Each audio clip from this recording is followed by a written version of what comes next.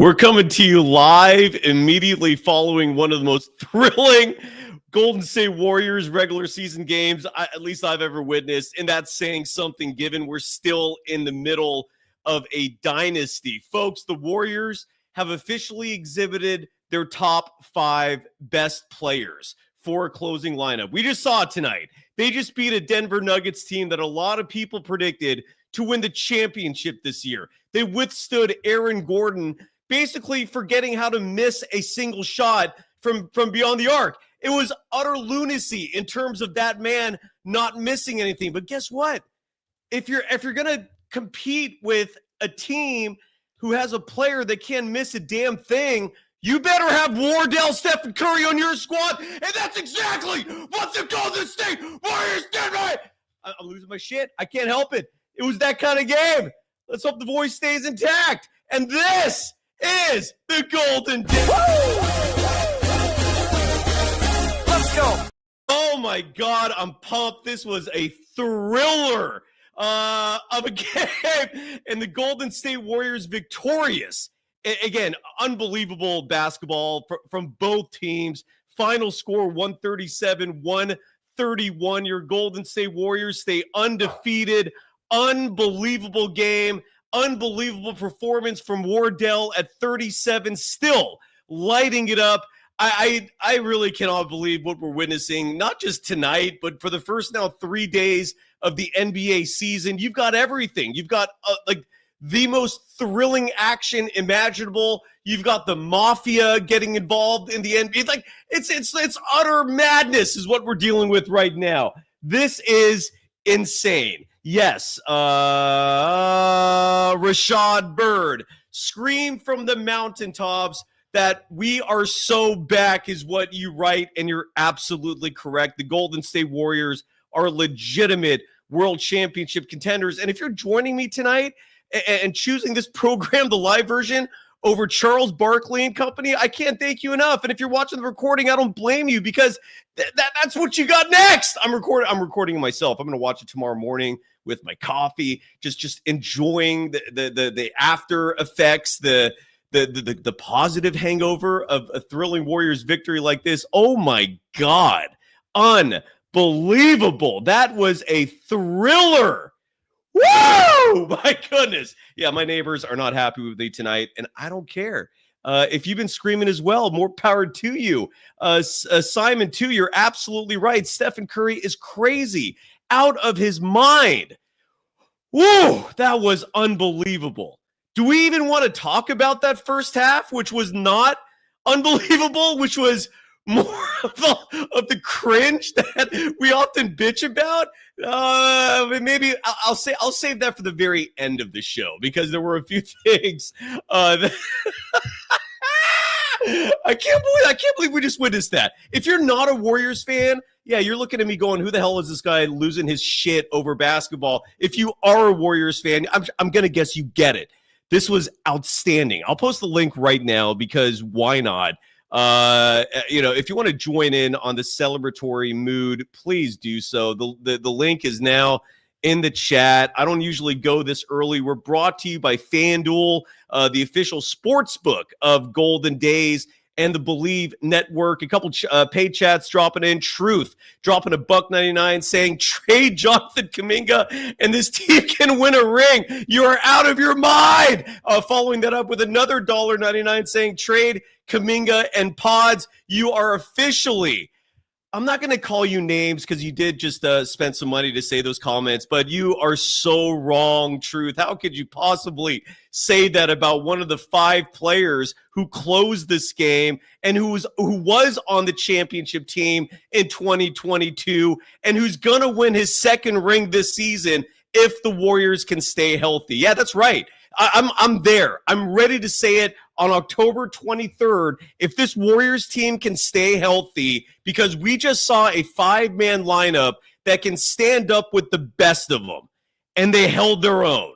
The final score, again, Truth, I really hope you're trolling, brother. 137-131. There's going to be a lot of insane Stephen Curry stats to read off to you in just a moment, but we're going to start the show with the deepest most soothing voice imaginable. And I'm very curious to hear how a voice that reminds me more of Barry White than someone who typically will be screaming their ass off in a moment like this is holding their own. Aim, how is your voice on a night like this? Great to hear from you. Man, oh man, bro. W, man. Unbelievable. Where are you right now? What were you doing watching this thriller of a game tonight? Man, honestly, bro, I started tuning in a little late because I almost fell asleep. You missed nothing. You missed nothing. But man, bro, JK, bro. Jonathan Kuminga, man. Oh, for everybody that's hating on JK, I know you just sick to your stomach that JK is actually. This guy's still hating. Good. Truth right here. I'm just gonna block you again. I don't block people. Oh my God, having different opinions. Name calling is where I start drawing the line. Truth still trolling the chat right now. I'm guessing you're doing it just for kicks. I don't know, Aim. Man, I don't know. All I gotta say is, bro, if you feel like after a win you just want to bash on pods, I don't know. Because I feel pretty good. I don't know about Sai. I feel pretty good about a win. I don't care about none of that. Dude, I feel great right now, man. It is again. I'm never proud to admit just how much of a drug Golden State Warriors basketball is for my soul. But when they win games like these, when they're on a run like this, dude, I don't. Who needs exercise? Who needs therapy? Right. When you go Warriors basketball and Wardell lifting up the mood of an entire region and fan base, brother. Go ahead, brother. I'll shut up for a second. Man, bro, and I don't think I seen. Look right here, like say in me saying, "Am I on cocaine right now?" I haven't touched that shit in years. No, this is just pure. Sober, unadulterated, just feeling goodness, man. This is complete soberness. I assure you of that. I'm just giddy, man. Sorry, Aim. I keep stepping over you. My apologies. Nah, he's high on excitement. That's okay, bro. But I don't think I seen GP2 so much today, and I'm proud of that, bro. Oh, you did not miss a thing because he did play a lot in that first half. And those minutes were not pretty. And kudos to Steve Kerr for not sticking with that ridiculousness because the Warriors ended the first half with that 3-guard madness. They actually had Steph, Pajemski, and GP2 out there together, and it looked like more of the same. And it's incredible they were within 8 at the end of the first half because I think the score was 70-62 after 2 quarters. And Steve Kerr, thankfully, in the second half was like, GP2, you did okay. Just sit down for the rest of the night. And even Brandon Pajemski, the fact that he wasn't a part of that closing 5, in case you folks missed the game, the closing 5 for the Golden State Warriors tonight, and this is a lineup that Steven Jackson said, if he sees this lineup, the Warriors are winning a championship. I wholeheartedly agree. It's Stephen Curry. It's Jimmy Butler at the 2, Jonathan Kuminga at the 3, Draymond Green at the 4, and Al Horford, who's looking damn good. The Professor Armando Laura, when we have Friday Happy Hour tomorrow, I'm very curious to hear what his rhetoric's going to be about the Al Horford signing because he hasn't been happy with it. It's looking amazing. The Warriors prove tonight they can handle size. I'm blown away, brother. Yeah. Bubba's excited. Yeah, Bubba, that's right. Damn right. You should be pumped up for a game like this. Aim, I'm sorry. I can't. What's on your mind, brother? Give us our final thoughts before I bring some other folks on. Julian wants to get on. We got a lot of stuff to cover tonight, Aim. Finish it up. Yeah. Horford did great. And like I said, JK, when he's on the court, is on the level of his teammates. He is way better than Scotty, no jumper Barnes. I put that on everything. So, yeah, that's all I got to say, though. JK, I love JK. And, of course, Stephen Curry is still a top point guard in the league, regardless of being 40 years old. But it's okay. That's my wrap-up. And in the chat, Aim with who's the master of the mic drop. Kudos.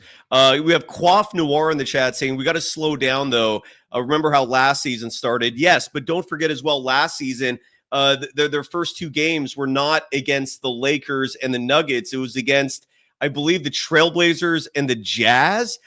Very different, night and day. And last year, we were giddy about DeAnthony Melton, who stopped playing after 6 years. Let's not go there. Last year and this year are night and day. And I think the most important thing between last year and this year, This year, Steve Kerr trusts Jonathan Kuminga. He actually trusts one of his players who has size and athleticism. And they have Al Horford. The Al Horford signing was huge because, make no mistake, his play at the end with an opposition featuring Jokic and Aaron Gordon, who was on fire, dude. Aaron Gordon had one of the all-time performances tonight, and the fact that the Warriors withstood that is unbelievable as the Golden State Warriors start the season 2-0. Julian Bashir, welcome to the program. How are you feeling after this wild roller coaster of a game resulting in an unbelievable conclusion? How are you doing? Yo, this game, I really, really hope Steve Kerr turns the corner. And the only reason why I hopped on, because I know I hopped on yesterday, so I don't want to be repetitive back to back. But there's no limit. You can come on every time. I don't care. Well, I'm saying, like, Sai, you should be paid $18 million a year. I should be paid $18 million a year because we've been saying this ever since we traded for Jimmy Butler. Last year, I said Jimmy Butler made 3 All-Star teams as a shooting guard. Why can't you start him as a shooting guard? You're constantly looking for these 6'3" and under guys. Oh, I need a connector. Didn't you get Jimmy Butler because he can pass and do everything all around? He's your connector. Figure it the fuck out. That's what you get paid $18 million a year to do. Figure it fucking out, and you play your best players. I have never, ever seen a coach in the NBA in my 7 years of living not play your best players. It's absolutely insane. And he did it tonight. He did it tonight, though. He closed the game with the 5 best, right? Yeah. So what? It was 18 million times 3. It only took 3 years for him to figure out that you got to play your best players, not Jeremy Lamb and some 2-way contracts over Jonathan Kuminga. It's absolutely ridiculous, but unbelievable. Great game. I hope this is turning the corner, and I'm so proud to see Jonathan Kuminga buy in because he can do more on the court. But you can see him. He's like, you know what? I'm not going to attack. I'm going to play within the system. Curry's the man. Let me set this screen. Let me do this bounce pass at an angle. And you can see that he's really buying in. And you know what? He shut down whatever the fuck his name is, Jokic, down the stretch. He had really big defensive plays. Great game tonight. Julian, have a great night, brother. You're on fire like a lot of people. Quaff Noir in the chat saying that original person truth with those with the trade pods, trade JK chats was trolling the fan base. So thank you for that contribution, $1.99. Another $1.99 from Bryce Wade with nothing to say, and thank you for the donation. And I'm guessing you messed up because there's another donation right after that of $1.99 saying let Will Richard, the rookie, getting a run tonight. And this is where I need you, the audience, to remind everyone else, jump in here, throw these opinions out for those who deserve the accolades. Bryce Wade saying, let Will Richard take those GP2 minutes when Moses Moody comes back. 100% with you. Will Richard hit a monstrous 3 in the fourth quarter. Well-timed. He brings size to the table. He wasn't doing well defending Aaron Gordon, but he made up for that late again with a huge 3-point bomb. We'll get into the numbers in just a second, but let's bring Desirio onto the show. I go in chronological order. Desi, how are you feeling after this thriller of a Warriors victory in OT? Hello, can you hear me? No. Are you there? Yeah, hear me? Hello? Oh, okay, no, you hear me. Okay. Are you there now? Yeah. Days in reference to the Matthew McConaughey movie Dazed and Confused. Are you on with Chardal? What's going on?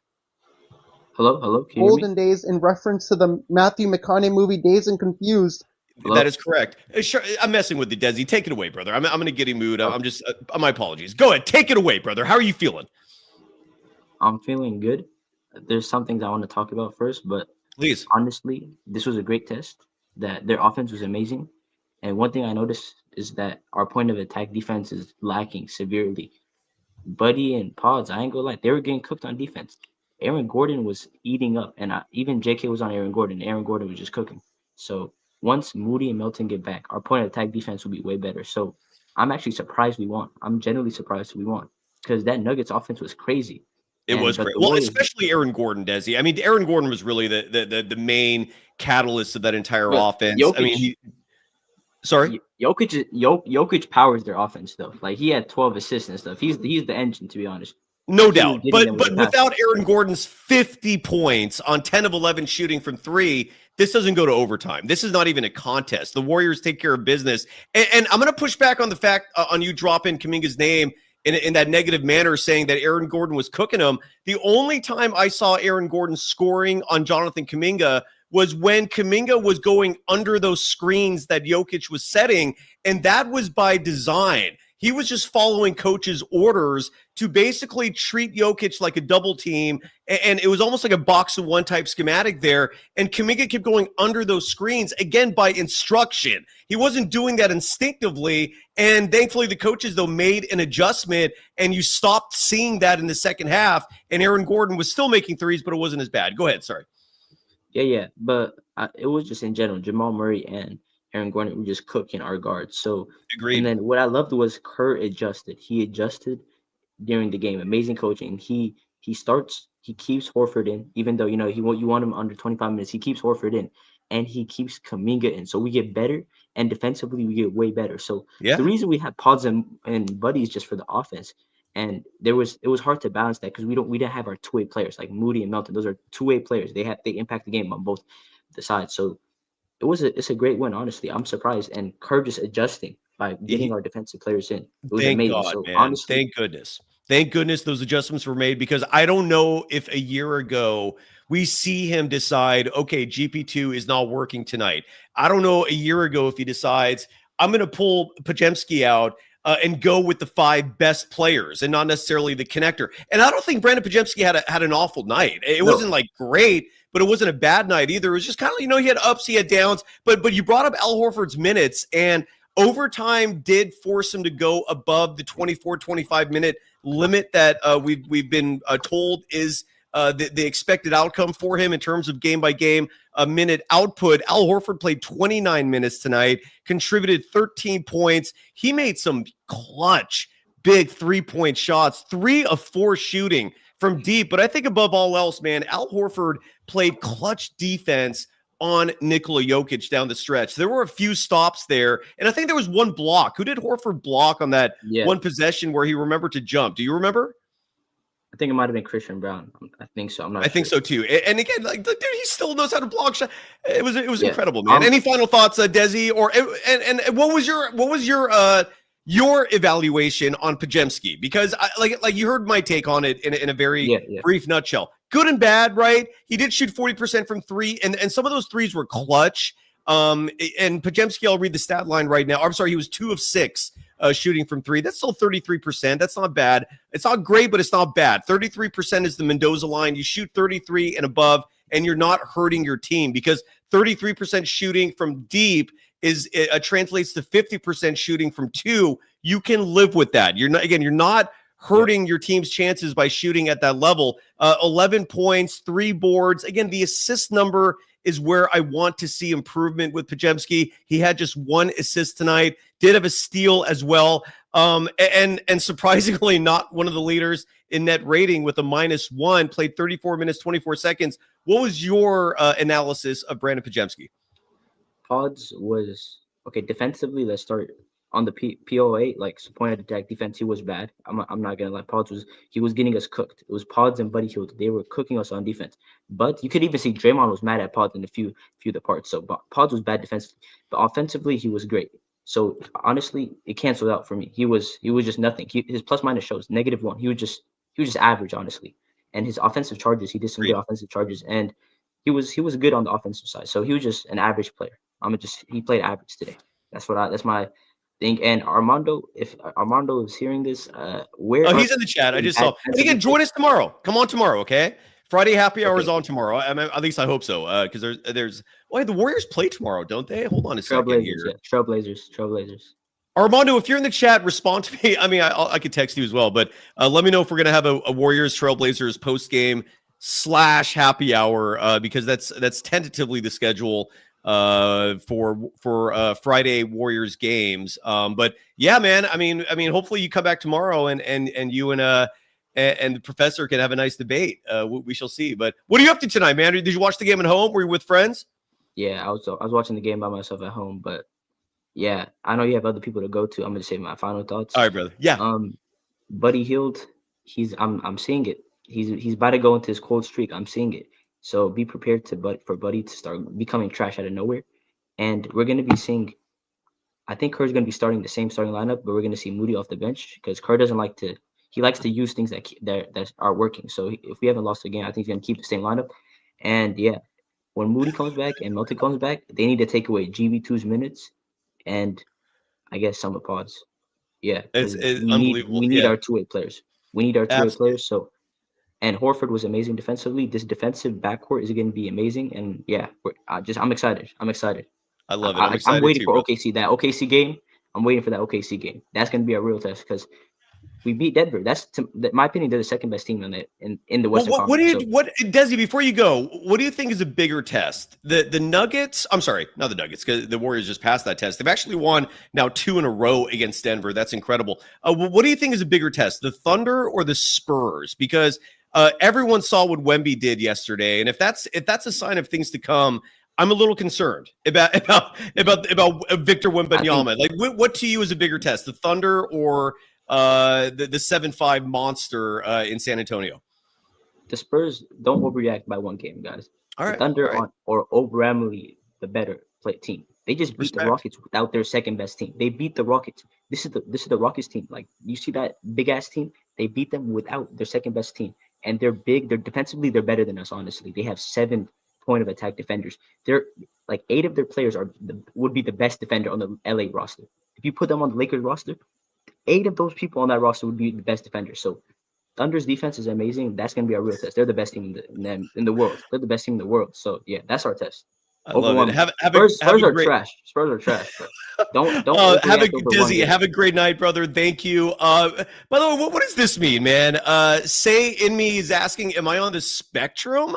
What kind of insult is that? No, I am not on the spectrum. Why would you think that? Because I actually have emotions? Because I can actually be excited sometimes? Because I'm not someone that's like a damn robot? Like, what is your problem, dude? Let's go to Naveen in our chat, and then we'll play some sound after this. Actually, Naveen, give me 1 second. I got to give some love, first and foremost, to our sponsors. And first up, okay, Jesus.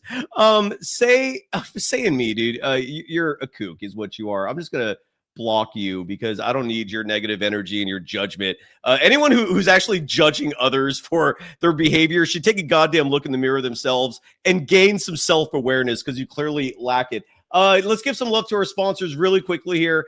First up is FanDuel, the official sports book of Golden Days and the Believe Network.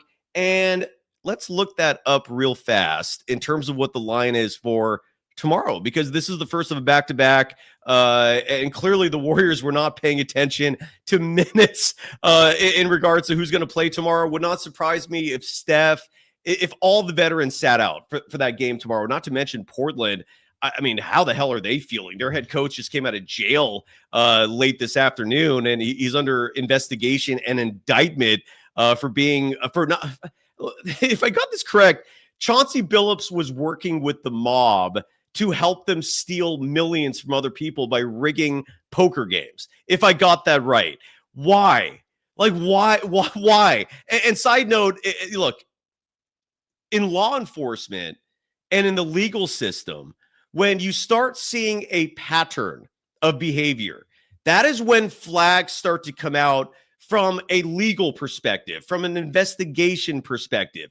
And there is now a pattern with Chauncey Billups. Don't pretend that sexual assault thing did not happen some decades ago. And I know that was a long time ago, but that's a very serious allegation that I think he settled, which doesn't mean he's innocent. And now he's like under federal indictment for working with the mafia. Look, but the whole point of all that is the Warriors are playing a team that's shell-shocked. I think they can afford for one night to rest their starters, to give them a break.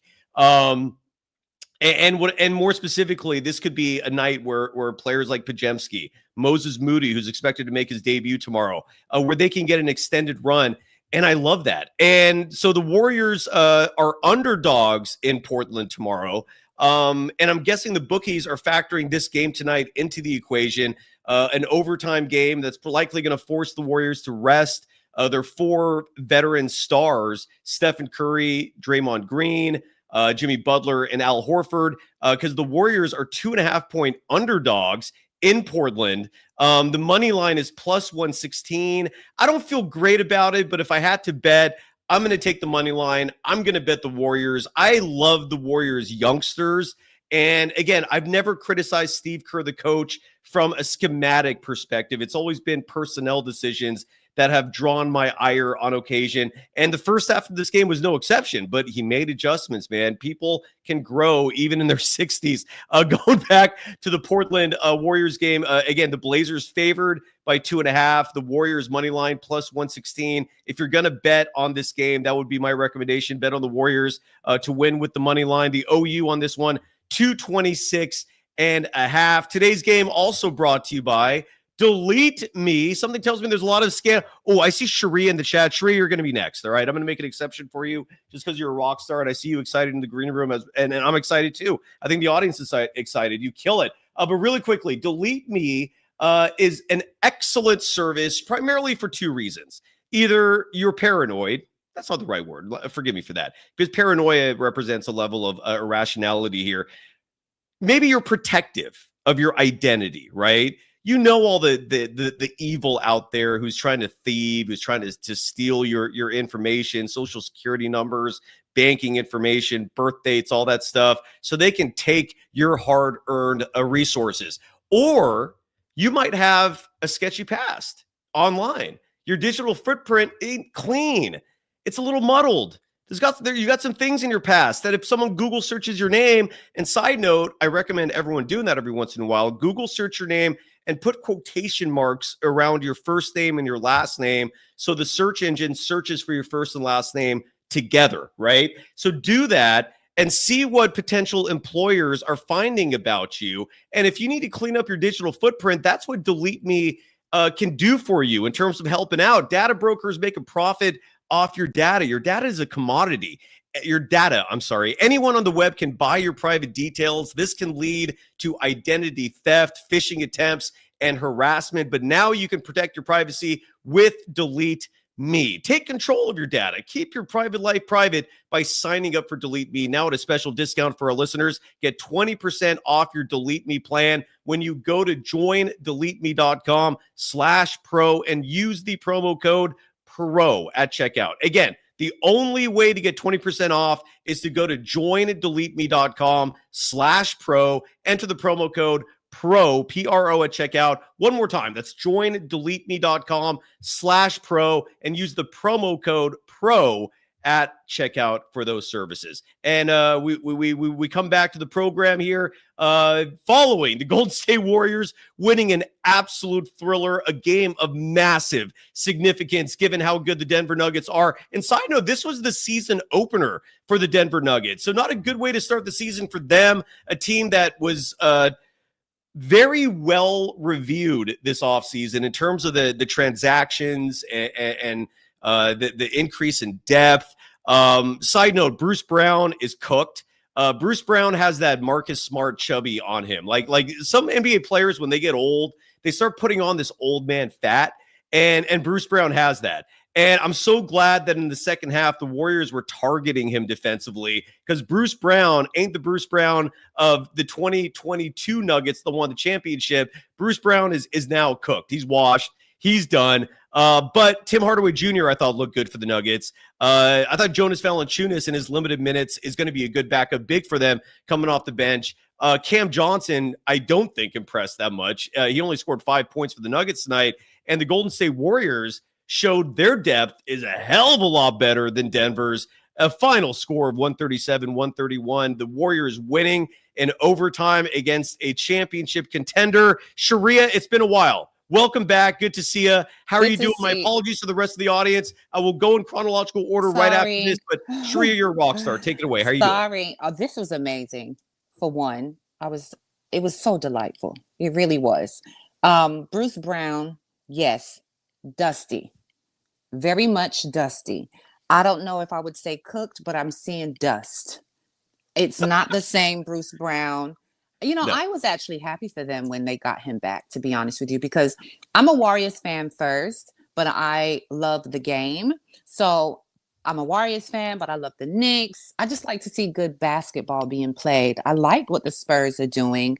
But Bruce Brown, yeah, dust. There's a dust on him, a film of sorts, like Marcus Smart. Like I noticed Marcus Smart the other day, and I liked him too in Boston, but dust again. Lots of dust. Lots of dust. What about the Warriors? What'd you see from them that pumped They you look up tonight? so good. They look so good. Al Horford, I was so proud of him. Yes. I was like, oh my goodness, look at Yes. Al. Al was good. Hell I yeah. don't quite remember Pajensky, to be honest with you, and I watched the entire game. So was- there's nothing that he did that left a mark in my mind. Just being honest, good or bad. That's all I want from anyone. Yeah. Yeah, there's nothing I can say that I can be like, oh, he did this bad or he did this good. It just was, he didn't leave a lasting impression, you know? Didn't leave a lasting impression. Kuminga played well. I'm glad that they kind of took Pods out. You know, I didn't think we needed him. I'd love to see more of, I forgot the young fella's name. Is it Richard? Is it Richards? Will Richard, correct. Yes. The rookie from Florida. Yes. Defending national champion. I know. I wanted Phenomenal. to see Yeah. him more. I felt like the minutes that Pods got, we could have just had Will in. That's how I felt. I'm like, was awesome. okay, he could have stayed in.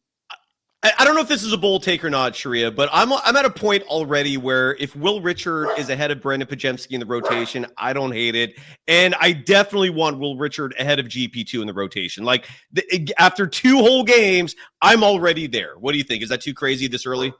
I wanted to throw Pat Spencer over him, to be honest with you. I mean, you're saying, is it a wild take? No, because Pat Spencer was doing well.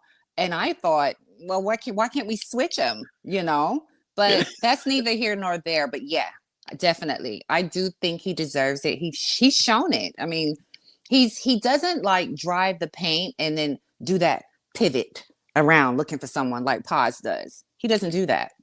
He doesn't do that. His decision making is way better.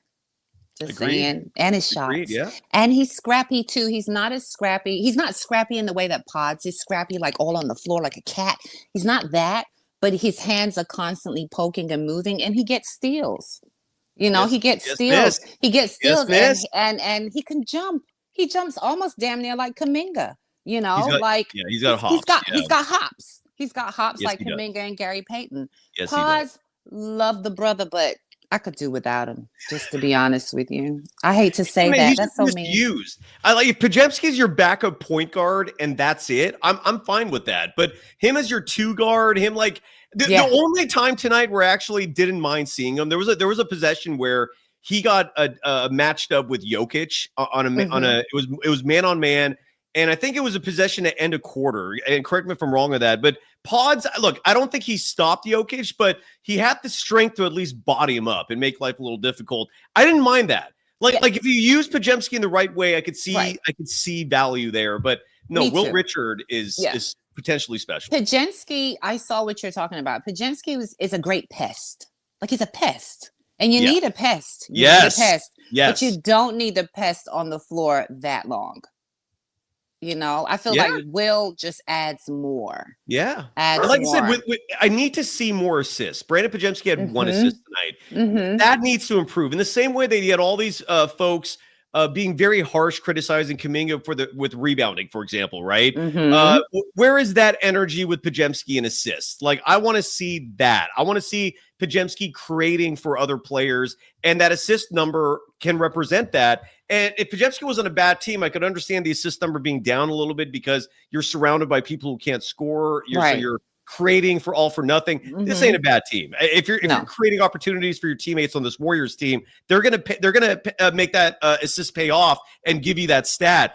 Real quick here, while I have you, Sharia, some numbers. Stephen Curry, I haven't even read his stat line yet. So while I have you here, I can share this with you. A phenomenal night for him. Excuse me, easily our player of the game, our FanDuel player of the game. Stephen Curry played 36 minutes, 58 seconds, 14 of 25 from the field, 6 of 12 from 3. He started this game the same as how he finished in LA. He was 3 of 9 shooting from deep. So for him to finish 6 of 12, that means he made his last 3. 3-pointers consecutively. He was also a perfect 8 of 8 from the free throw line. Jimmy Butler missed a free throw, so Stephen Curry is officially now leading. Draymond Green is winning that bet because Jimmy Butler has 1 missed free throw on the year. Stephen Curry is perfect, a 16 of 16. And Steph added 7 assists. He added 6 rebounds, added 3 steals, added a block, had a team leading plus 15 in net rating, 42 points. And I think what sticks out even more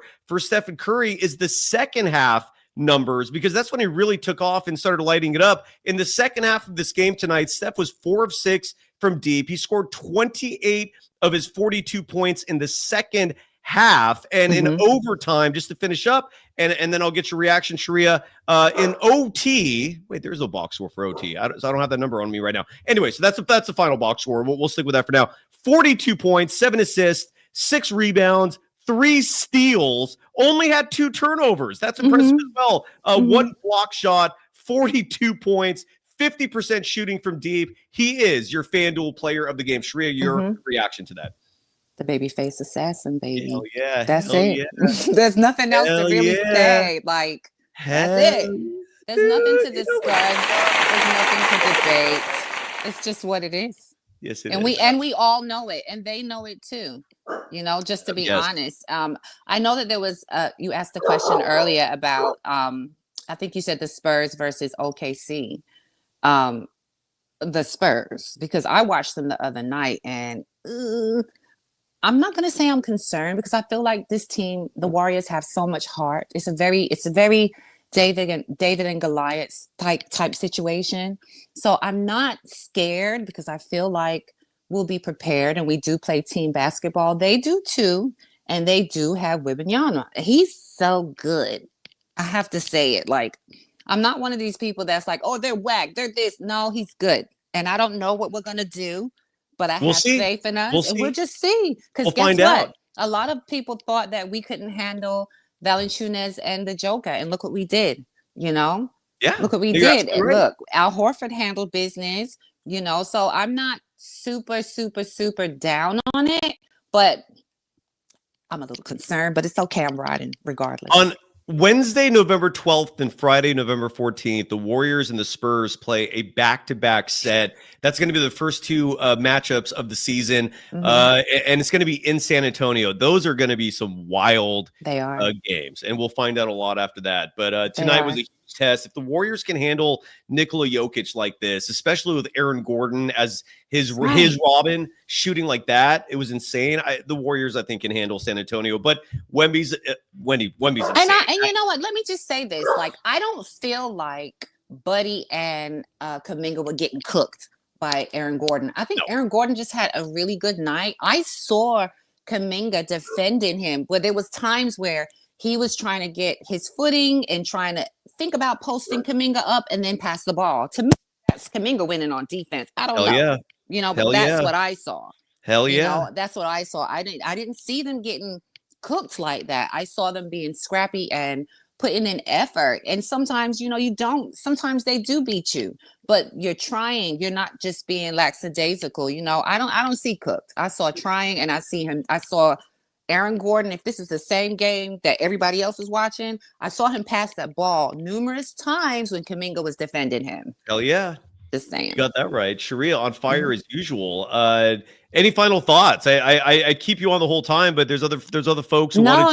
I'm in Jersey. It's 1:27. That's why I haven't been back, because I'm just like, I'm trying to wait. I watched the game, and then I'm waiting on you, and I'm like, I'll catch him another time. But I stayed up. My philosophy is very simple. I want to give the people what they want, and they seem to love you. So Sharia, anytime you want to come on, you're first in line. If you want to co-host, let's get in touch. Reach out to me. We'll figure that out. I definitely will. My final thought is the same as the last time.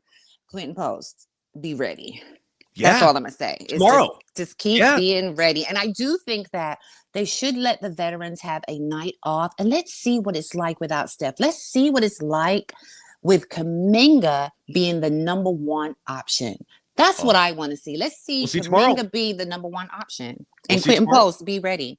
Take care, Cy. Have a good evening. And thank you for having me on. Chef's kiss to you in Jersey. Sharia, have a beautiful night. She kills it. She's a rock star in the making. And if this platform can help her out, that would be phenomenal. Naveen, thank you for waiting. I'm going to bring you on in just a second. I want to play some sound first, though, from Chase Center. I don't think we're going to get Ryan Leong on the show tonight. I think he said tonight would be iffy. He will be joining us routinely throughout the season for Warriors home games. But let's hear from Warriors head coach Steve Kerr, who talked about that closing lineup. This is courtesy of Anthony Slater, who posted this clip. And again, that closing five, which to me represented the five best players on this Golden State Warriors team: Steph, Jimmy Butler, Jonathan Kuminga, Draymond Green, Al Horford. It was huge. And Steve Kerr is not notorious for going with size, necessarily going with common sense for his lineup decisions, for his rotations, if you will. And tonight he made me happy. Hell, I mean, given that result, if you're a Warriors fan, I don't know how you can not be happy. So let's hear from Steve Kerr. Friendly reminder again to turn the volume up on your device. Because usually when Slater posts video, he's using his cell phone audio for the source, and that is not the greatest. So turn the volume up on your device is what I'm trying to say. Here is Steve Kerr after tonight's thrilling. What was the final score again? I do not have that memorized. 137-131 overtime victory over the Denver Nuggets, overcoming an 8-point halftime deficit, a massive second half for Stephen Curry. Wardell's still at the peak of his powers. I did not, side note, miss for a second some of those huge buckets from Steph when he muscled his way inside. For all the haters and the ignoramuses out there who don't think Steph is strong as an individual, take a look at some of those plays tonight where he literally just bullied his way for easy twos. He should have had more points, in all honesty. There were a few layups there that he does not typically miss, and maybe the defensive pressure was the reason for that. Nonetheless, here is Steve Kerr talking about his jumbo lineup and the Warriors winning a huge game. When did you kind of decide to go to the jumbo lineup late? And I mean, was that like a coach's discussion? It was during a timeout. Terry suggested it. Chris DeMarco also suggested it. They just thought the way Steph was going with Jimmy out there, we were going to score. That was my biggest concern. Can we execute? They just reminded me we have Steph and Jimmy, and they'll find a way to score, and they did. And it was fantastic to watch the defense with that kind of size and length. Our guys did a great job finishing what was just a phenomenal basketball game. I know you've spent, probably a month talking about various combinations. Is that one you even thought you might go to? We never even talked about that combination until tonight. But it just felt like the right thing to do. I mean, they were having their way with us throughout the game. They shot 54%. Did he just say that they did not even discuss that five-man combination until tonight? I need to rewind that for a second, because if that is true, why? Why has it not been discussed once? Playing what, again, it should be obvious. Your five best players. I need to hear this again. Length, our guys did a great job finishing what was just a phenomenal basketball game. I know you've spent, probably a month talking about various combinations. Is that one you even thought you might go to? We never even talked about that combination until tonight. But it just felt like the right thing to do. I mean, they were having their way with us throughout the game. They shot 54%. Gordon with 50. I mean, we just couldn't stop them. So we felt like to win the game, we were going to have to, get our best defensive lineup on the floor, our most athletic lineup, and obviously Steph and Jimmy, handled the offensive side of the ball, but we had a lot of guys step up and make big plays. Al knocking down shots, JK with the steal, a layup, the big rebound down the stretch. So it was really fun to watch that group that's never played together close a game against one of the best teams in the league. And that was Steve Kerr, who did in fact admit right there that the idea of playing his 5 best players wasn't discussed until today. He never ceases to amaze. You know what? Who cares? They won. Better late than never. I will be optimistic and positive instead of stating the obvious about this man. Let's go, Naveen. You have waited very patiently. Let me close this screen. Apologies for that. And you are next. It's been a little while since you've been on the show. How are you doing, Naveen? Yeah, it's good that you remember me, Sai. So yeah, it's almost like 12:33 for me. I am from Dallas again. If you don't Where remember, you at? I'm sorry. Dallas. Dallas. Well, thank you for joining us. And again, thank you for waiting. I do sincerely appreciate it. No. I completely understand. This is such. I mean, it is a big game. Obviously, I completely understand, and It was, yeah. I want to. I really want to yell and say that we are so back. Yell it, then yell it. Yes. What's stopping you? Yeah, we are back. Yes. You. And yeah, so that is this energy is not just because I'm a fan of Steph or not because I'm a fan of Warriors. It is because I'm so optimistic. I'm so optimistic of the lineup. I'm so optimistic of the teams which we are going to see. Like for me, I don't know about the odds. I don't know about last year championships. For me, line to the west is through Denver, not through OKC. I'm clear on that. So if not for the injured Gordon last year, I completely see that maybe it would have gone Denver's way very easily. So for Well, and me, just to add to that, Naveen, sorry to interrupt, but just to remind people in case you forgot, the Thunder and the Nuggets, they went to a game 7 in the postseason last year, and that's what exactly, you're talking about. exactly. I'm guessing Aaron Gordon Yeah. did not play in game 7 because I believe No. hamstring injury. I want you to be corrected on that. He played, but he played with the hamstring. So he did play, okay, but he was hampered. Okay, Yes, he was and I'm with hampered. you. If he was healthy, I think Denver wins that game. I think. Yes. I mean, even for me too. And they completely retooled their roster. And I mean, last year compared to, I mean, if we have the same team as the last year for the Denvers, I think we would have won with at least like 15, 20 points. They didn't have any bench at all. So this year they retooled. I mean, I know that Cam Johnson didn't went as planned, but I completely see the picture. For me, I mean, the line to West to win the West is through Denver, not through OKC. Like if you see the first 2 games of the OKC, they went 2 overtimes with players injured on the opposite rosters. So it's not that great. I mean, again, I don't want to hamp on their teams, but I want to be good with what we are seeing from the Warriors.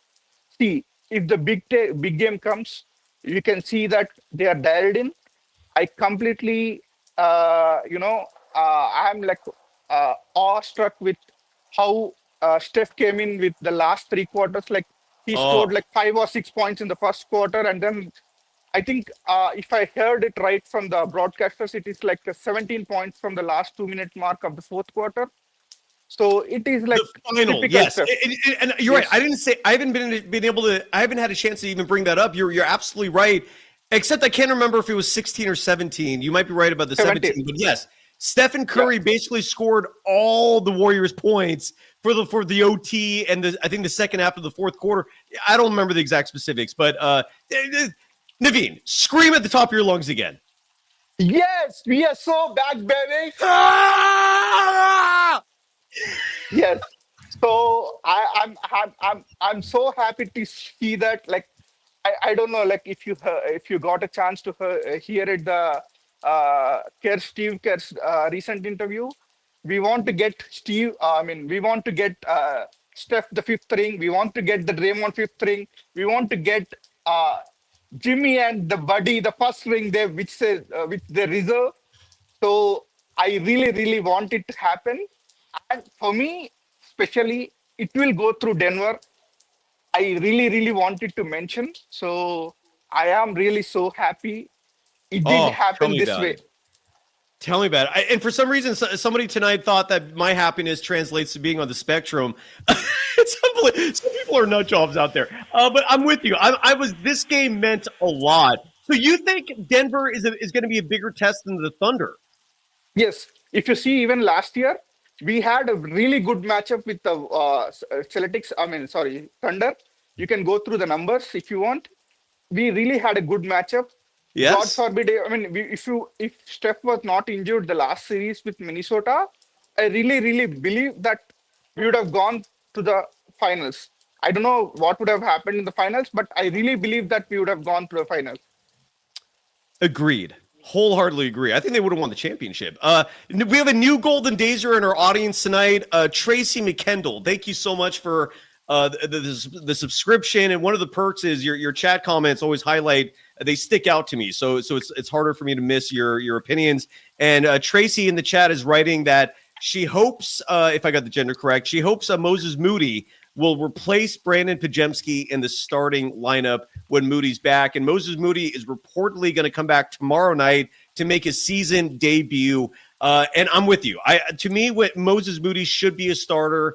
And I hope Steve Kerr realizes those comments worry me a little bit. I hope he realizes that the 5 players who closed tonight's game represent the 5 best players on this team. But Moses Moody to me would be 6. And then when D'Anthony Melton comes back, maybe he's 6. But that's my order. Like before I let you go, Naveen, and then Sasha's going to join the show next.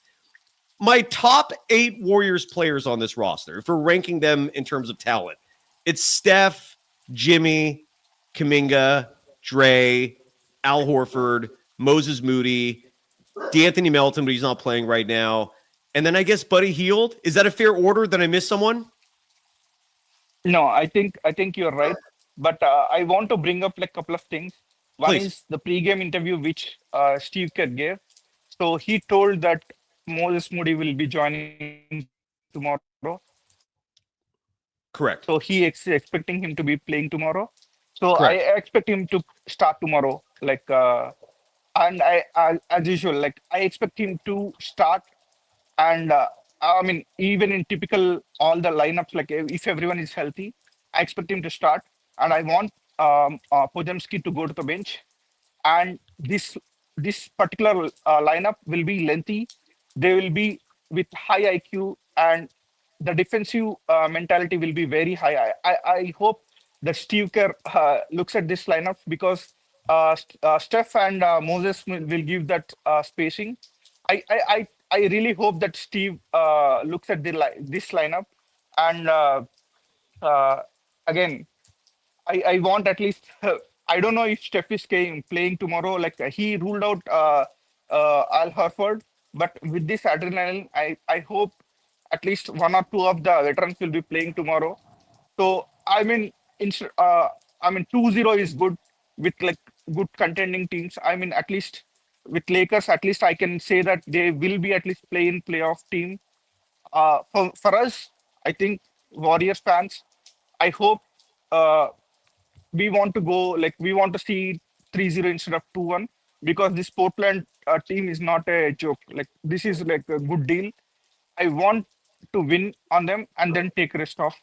So I hope Steph and Dre plays tomorrow.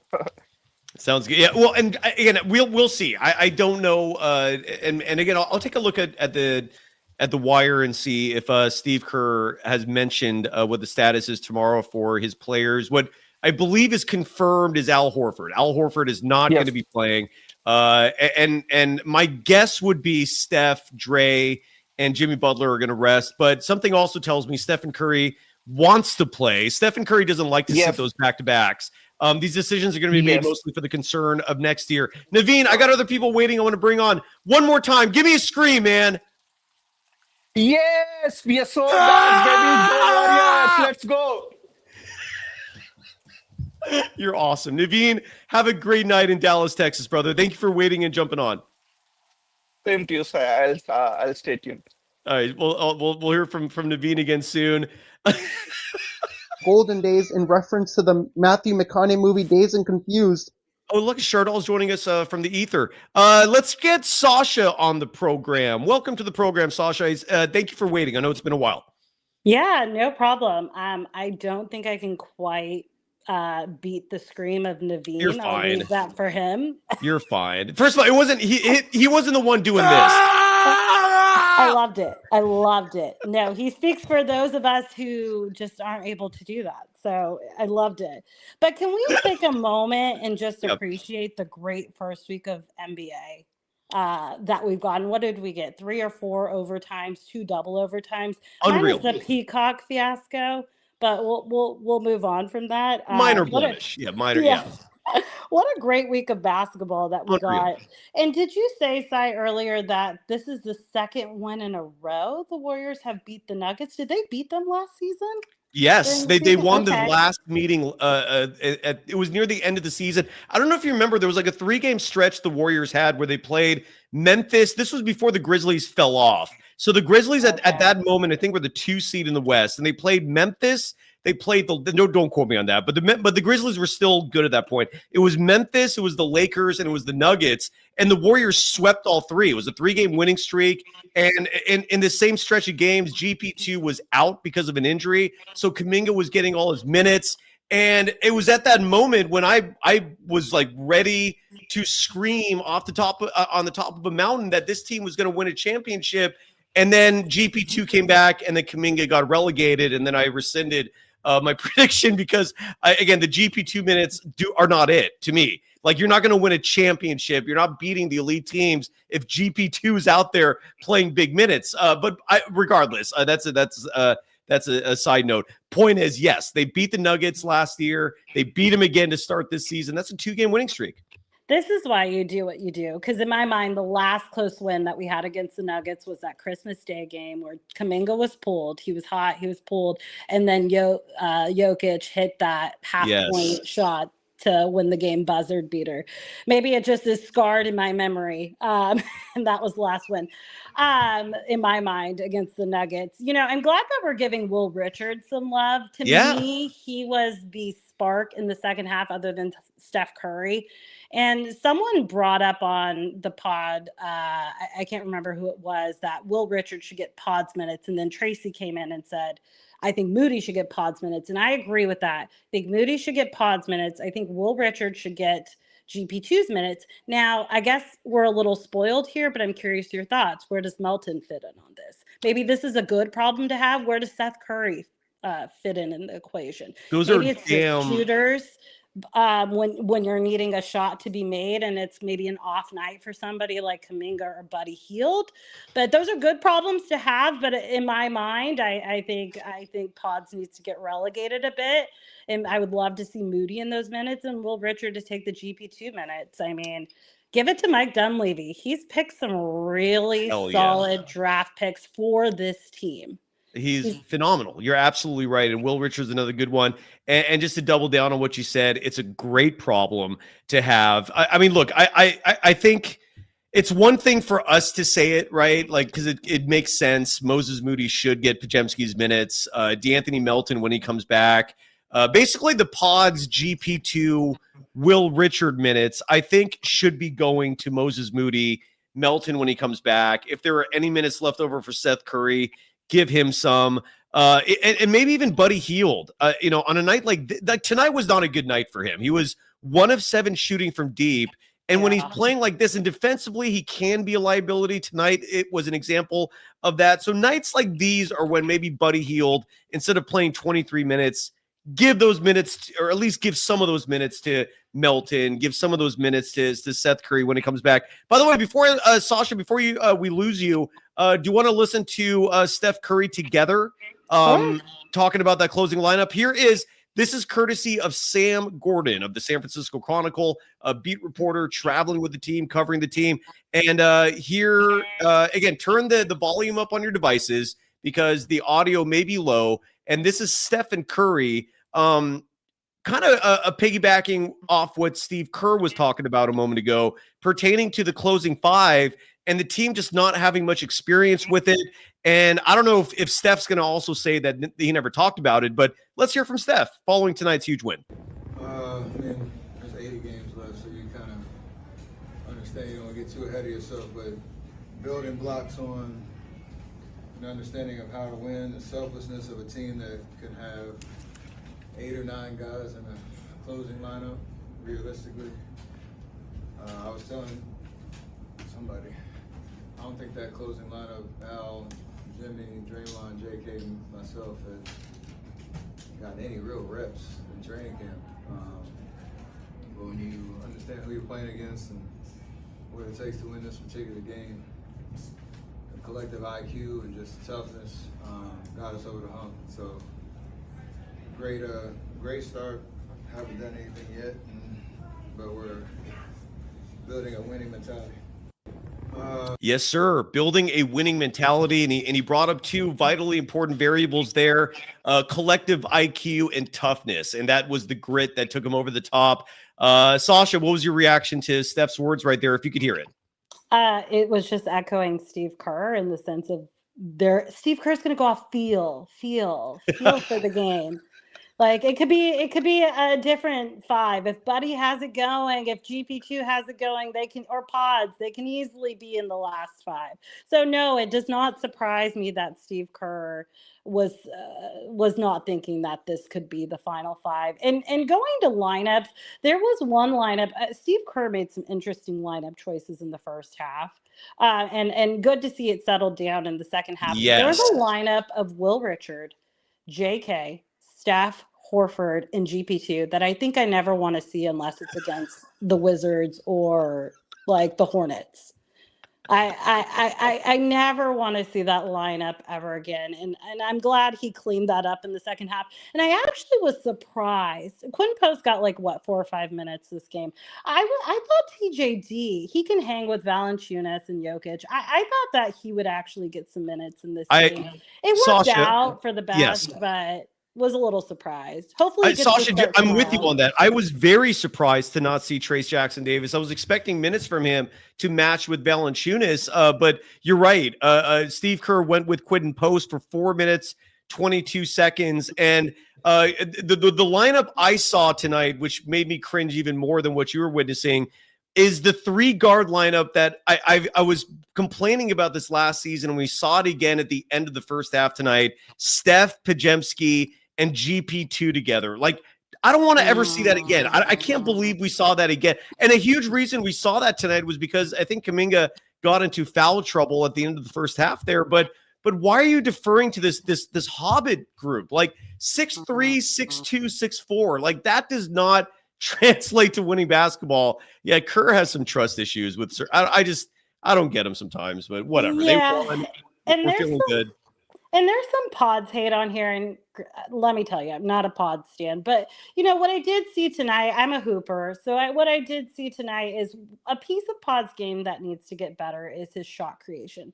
I did see a little bit of that in the second half, so let's give him a little bit of credit here. I did see a piece of that, and that helped the Warriors get back into the game, and piece by piece, I do think defense struggled a bit. They pulled it together at the end. In my mind, if the Warriors aren't winning, I'm picking the Nuggets. I know I heard the Spurs here, and they didn't have De'Aaron Fox the other night dominating the Dallas Mavericks. So who knows what they look like. And Wemby looked like he could easily be DPOY and MVP if he stays healthy.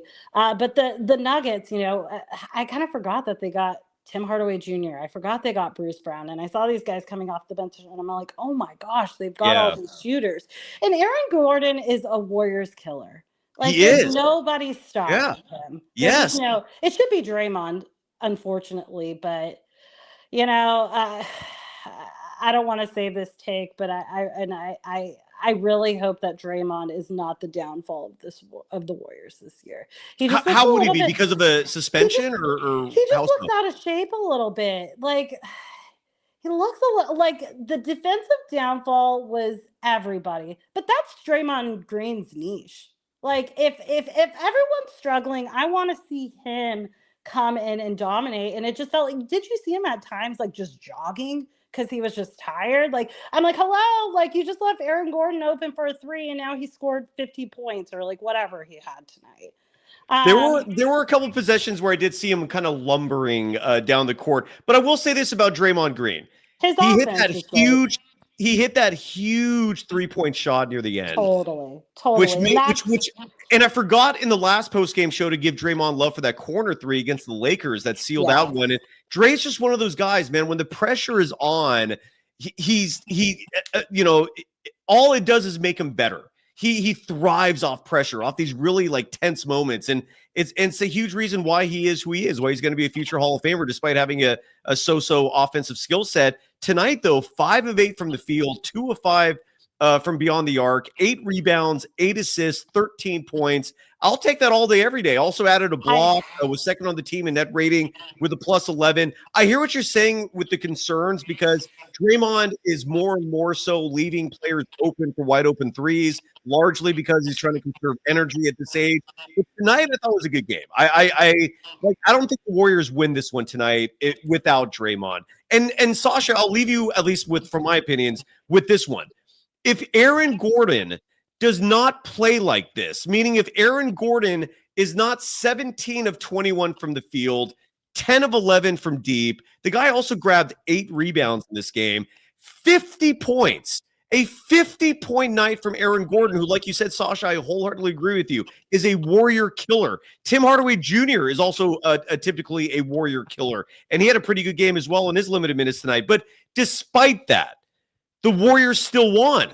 So and my takeaway was, like, I was prepared to host a show tonight where if the Warriors had lost, I was still going to be optimistic because I was going to keep thinking, look, the Nuggets needed an all-worldly performance from Aaron Gordon to barely pull out a win against the Warriors, and the Warriors are still figuring things out themselves. Some of their most important players aren't healthy right now, and the Warriors still won. If Aaron Gordon wasn't shooting like he was out of his mind, this would have been a comfortable win for the Warriors. I'm feeling good about this team. Again, I'm feeling good about predicting them winning a 5th championship. It just comes down to health. I think they got it, man. This is going to be their year, and this is going to be one hell of a season.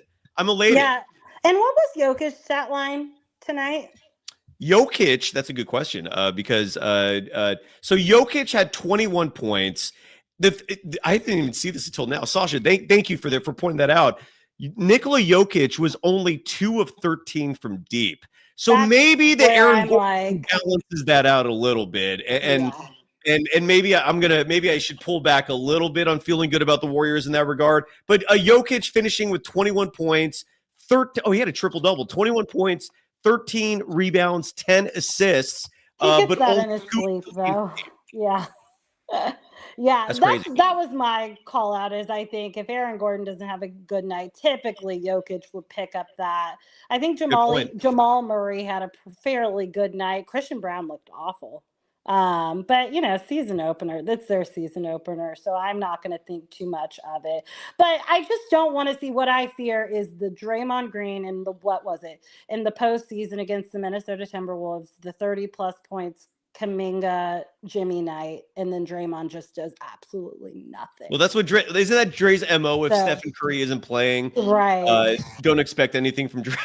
Right. And so and then I'm like, okay. And then I'm seeing this slow defensive start and I'm like, okay, I shouldn't hate on him in the first half because he ended up coming back and doing well in the second half and overall had a good night.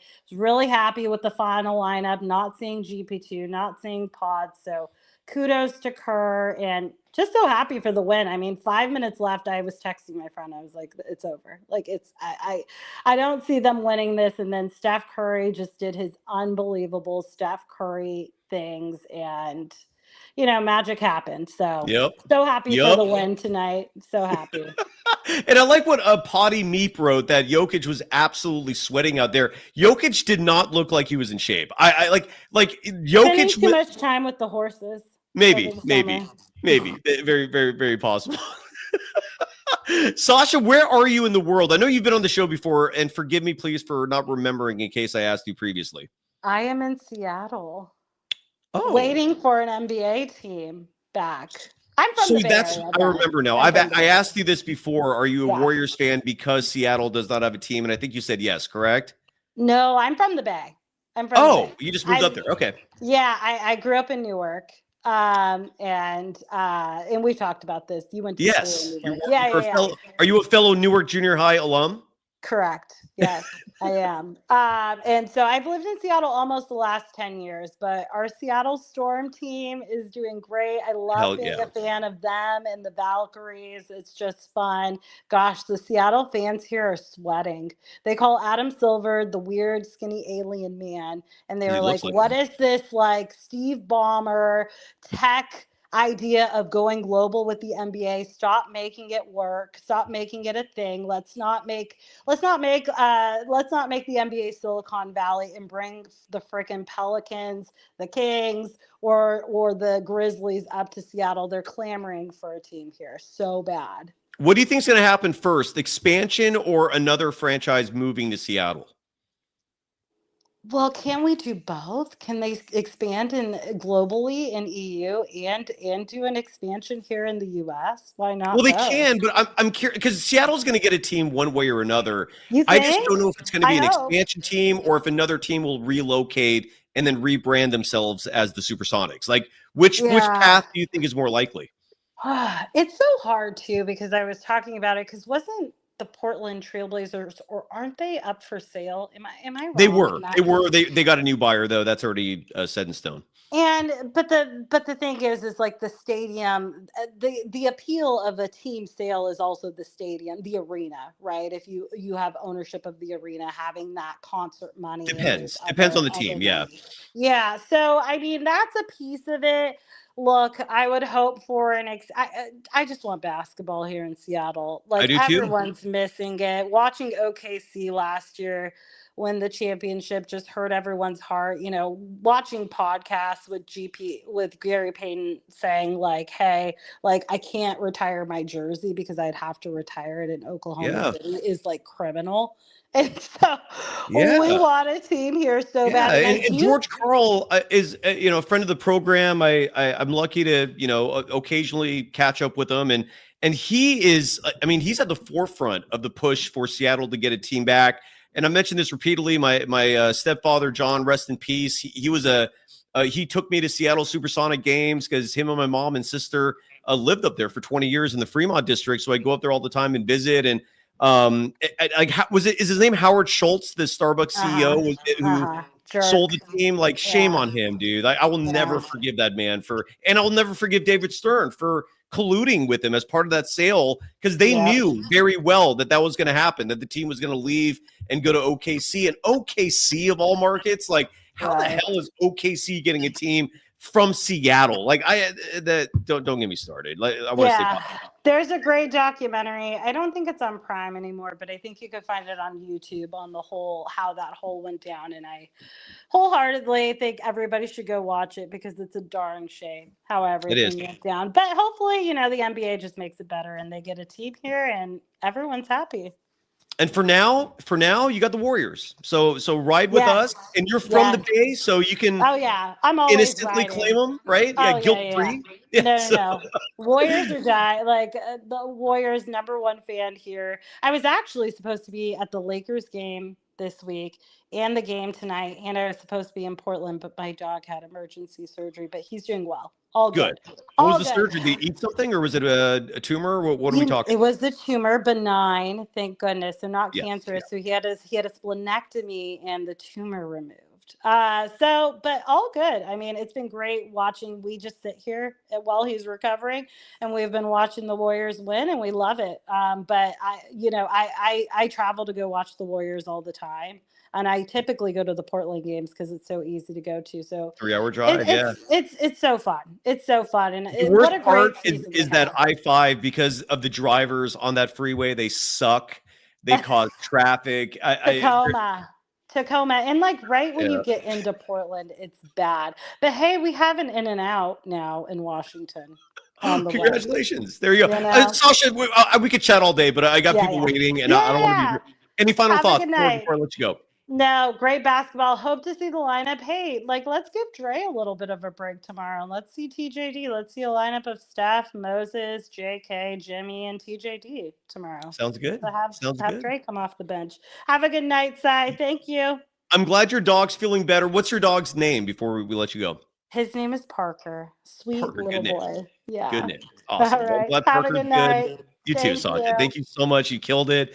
And that was Sasha joining us from Seattle. Let's get a scream just because this game was incredible. There you go. Let's bring on Alan Day and then Real Elise. And I don't know who the last person is. They don't have a name attached to them. So Alan, you are up. Great to at least hear from you. And you're joining us from Santa Monica, correct? That area? Yes, sir. Yeah, I'm in Santa Monica now, hanging out. So just the Were people timing. wondering why is someone screaming like that in the middle of the night? Yeah, I was watching it from my phone, and it was like I was screaming with energy. It was inside. I was holding it in. But what an awesome Alan, look game. what Desiree wrote when you came on. No, not Alan Day. Yes, it's me. Hey, Cy, shout out to the ladies of Golden Days. You have Yes. a great crew. The Yes. correspondents, I can listen to them. I think it's Sasha and They know their your shit. Yes. and the East Coast correspondent. What's her name? Sharia. Sharia, incredible. She's definitely co-host material. Both Absolutely. are awesome. Absolutely. Just We have a major estrogen void on this program. And but again, if anyone ever becomes a regular part of this show, it's got to happen organically. You know, if it's meant to be, it's gonna happen. Side note: Sophia Jones, who we miss dearly, her dad Mark will be with us next week. He reached out because he loves what he sees from the Warriors. And how crazy is that? One of the voices of the NBA, one of the greatest play-by-play broadcasters, I think. I might be a little biased here, but in the history of this game, he's texting me going, I want to talk Warriors. When can I come on your show? So insane. Mark Jones will be with us next week. Always a pleasure to get him on the program, and always a pleasure to have incredible guests like the ladies you mentioned and yourself, Alan. What was your takeaway from this game? Man, a couple things. Well, I took some notes, but I'll start off with this. The jumbo lineup is the common sense lineup. I'm not sure what the hell Absolutely. Kerr was talking about in terms of this being the first time he even tried or considered a lineup. But like, and I'll say this: this team, Sai, I know you're high, but this team is not talented enough to pull through Kerr's foolishness. Okay, this isn't the 2020. This is not that era with KD and all these guys where they can play through his nonsense. You have to be sharp. You have to be connected. You have to do everything right every single time, because you can't play around with this team. Alan, when I first heard that Steve Kerr in that attribution we played earlier saying that he never even talked about that lineup today. I mean, nuts, in my head. All right, let's just stay calm here. Don't get all crazy on me. Yeah, let's all lose our shit over that. But that's a flag, dude. Major red flag. And thankfully he discovered on the fly that he has this 5-man lineup that we all can see exists. Man, he's nuts, man. Like it's wild. I wish I could tell experience the world as a coach. I say you can tell this is his first experience as a head coach with this team. Like the things that he do, the things that he say blows my mind. I have no idea how this dude maintained a job for so long. It's insane. It's absolutely insane. But Agreed. Another thing I watched, I think the Nuggets blew it with the Cam Johnson trade. Like, I do not see him anywhere close to Michael Porter. And the craziest part about it is that Warriors fans were trying to get this guy over Jonathan Kuminga, and I never even understood that. I got the receipts I got all the receipts, dude. Every clown out there who is honestly first of all, these are clowns who are part of the media game, a lot of them, which is utterly insane in and of itself. And they were honestly advocating last season to trade Jonathan Kuminga for Cam Johnson. Never mind that Cam Johnson was on the 2023 a FIBA Cup team, and he fell out of Steve Kerr's rotation. Steve Kerr was playing Josh Hart of the New York Knicks at the center position on that Man. team. A 6'4" shooting guard, Steve Kerr was putting at center ahead of Cam Johnson. Side note, that U.S. team did not even medal in the World Cup. And then when you bring Stephen Curry and LeBron and Durant together, the next season for the Summer Olympics, they won thanks to Stephen Curry's heroics. I digress, though. Cam Johnson, 2 of 8 from the field tonight, 1 of 6 from deep, 5 points, 3 rebounds. And yes, people wanted to trade Kuminga for Cam Johnson. Insanity. Insanity. Like, and here's the thing: he's not a bad player. He's a decent player, but your numbers you're always going to look a bit inflated playing with a bad team. You know, he went to New Jersey. And he was strong. And not to mention, when he was with the Suns, you know, the twins, him and Mikal Bridges, they were solid. But the guy was always injured, okay? He was always injured. And I'm not sure if he ever played over 50 or 60 games. I mean, this guy is frail. He's super frail, you know? So, I mean, but I'm a bit biased, so if we're going to be biased, I'll be a bit biased, you know. And something tells me this person in the chat, Alan, Cuz, who again, they never want to come on the show and actually have discourse because they know on a logical level they don't stand a chance trying to defend most of Steve Kerr's utterly irrational decisions. But Cuz trying to insult the entire Golden Days audience by saying our program is simplified down to Kerr is bad, Kuminga's good, and that's all, folks. Look, even if it was that simple, Cuz, we'd still be right. but it's not that simple, and I appreciate you at least coming on and boosting our ratings. So thank you for that. Continue on, Alan. Oh, yeah. And then few other things. Sasha mentioned something about Draymond Green, and I mentioned this before. Like, Draymond, you know, he's playing on fumes right now. I mean, he has IQ, obviously. He has IQ. And he has a special skill set, but you can obviously tell he's physically not in condition, you know. And I'm a little bit nervous about that. I'm not a fan of guys playing themselves into condition during the season. I like guys especially the vets, to come into the season already conditioned. Like Steph's already in condition. You know, and so I'm not a fan of that, you know, guys playing their way into condition, because that's oftentimes lead to injuries. And so I'm hoping that Draymond, I don't know, maybe he lost his step, and I kind of feel like he did. But he needs to really figure it out from a fitness standpoint. He just needs to get in good condition, and I think things will probably start to work for him a little bit. But I mean, he's still pretty sharp. He's pretty sharp, but he's, you know, there's a reason they didn't have him on Aaron Gordon, I guess. And don't forget this. Sorry, I was muted there for a second, Alan. I want to add to that real quick, too, that Draymond has admitted publicly that the NBA season is often when he gets in shape. Like playing games is the number one conditioning tool for Draymond Green. So no matter what he does in an offseason in terms of getting ready, he oftentimes shows up to camp a little overweight, a little out of shape. And as the season progresses is when you'll see him slender down a bit. And by the time the postseason starts, he's ready to go. I'm not sitting here holding that, but that's the typical Draymond MO. Well, I think that's probably the reason why they didn't put put him on Aaron Gordon. I mean, Aaron Gordon typically fried Draymond anyway, but you know, that's probably why that they didn't put him on him, because of conditioning.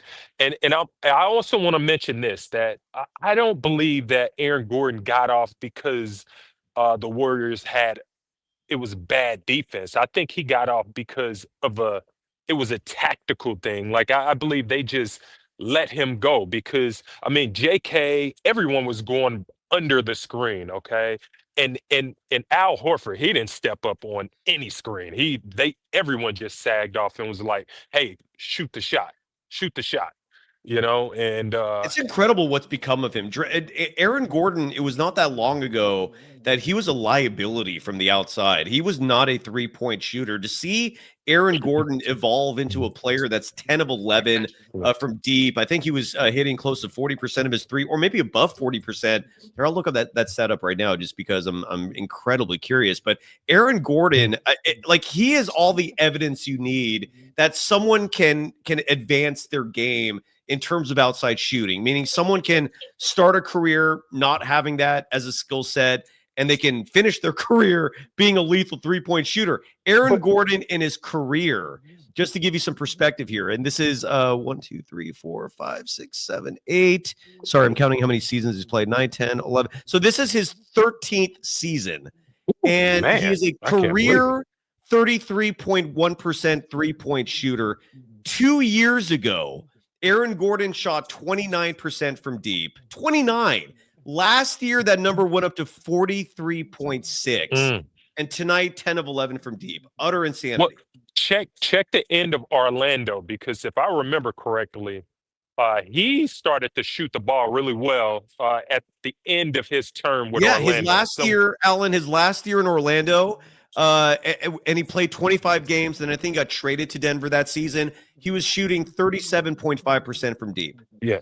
So he figured something out. But then he went to Denver, and then he shot 26.6% in Denver. This was during the pandemic season, so he split his time between those two. And then his first full year in Denver, 33.5. That went up to 34.7. Again, those are okay numbers. You can live with that. But then 29% the year after they won a championship, and now he's at last year 43.6. Insane. Well, it takes time to get used to that altitude. I mean, I used to live there, so I know. Yeah. I mean, you can walk a half a block and nearly pass out. So yeah, and in case people aren't familiar with I think it's called the Toyota Center is the Nuggets home arena. So Denver, they call it the Mile High City because it's literally a mile high elevation wise.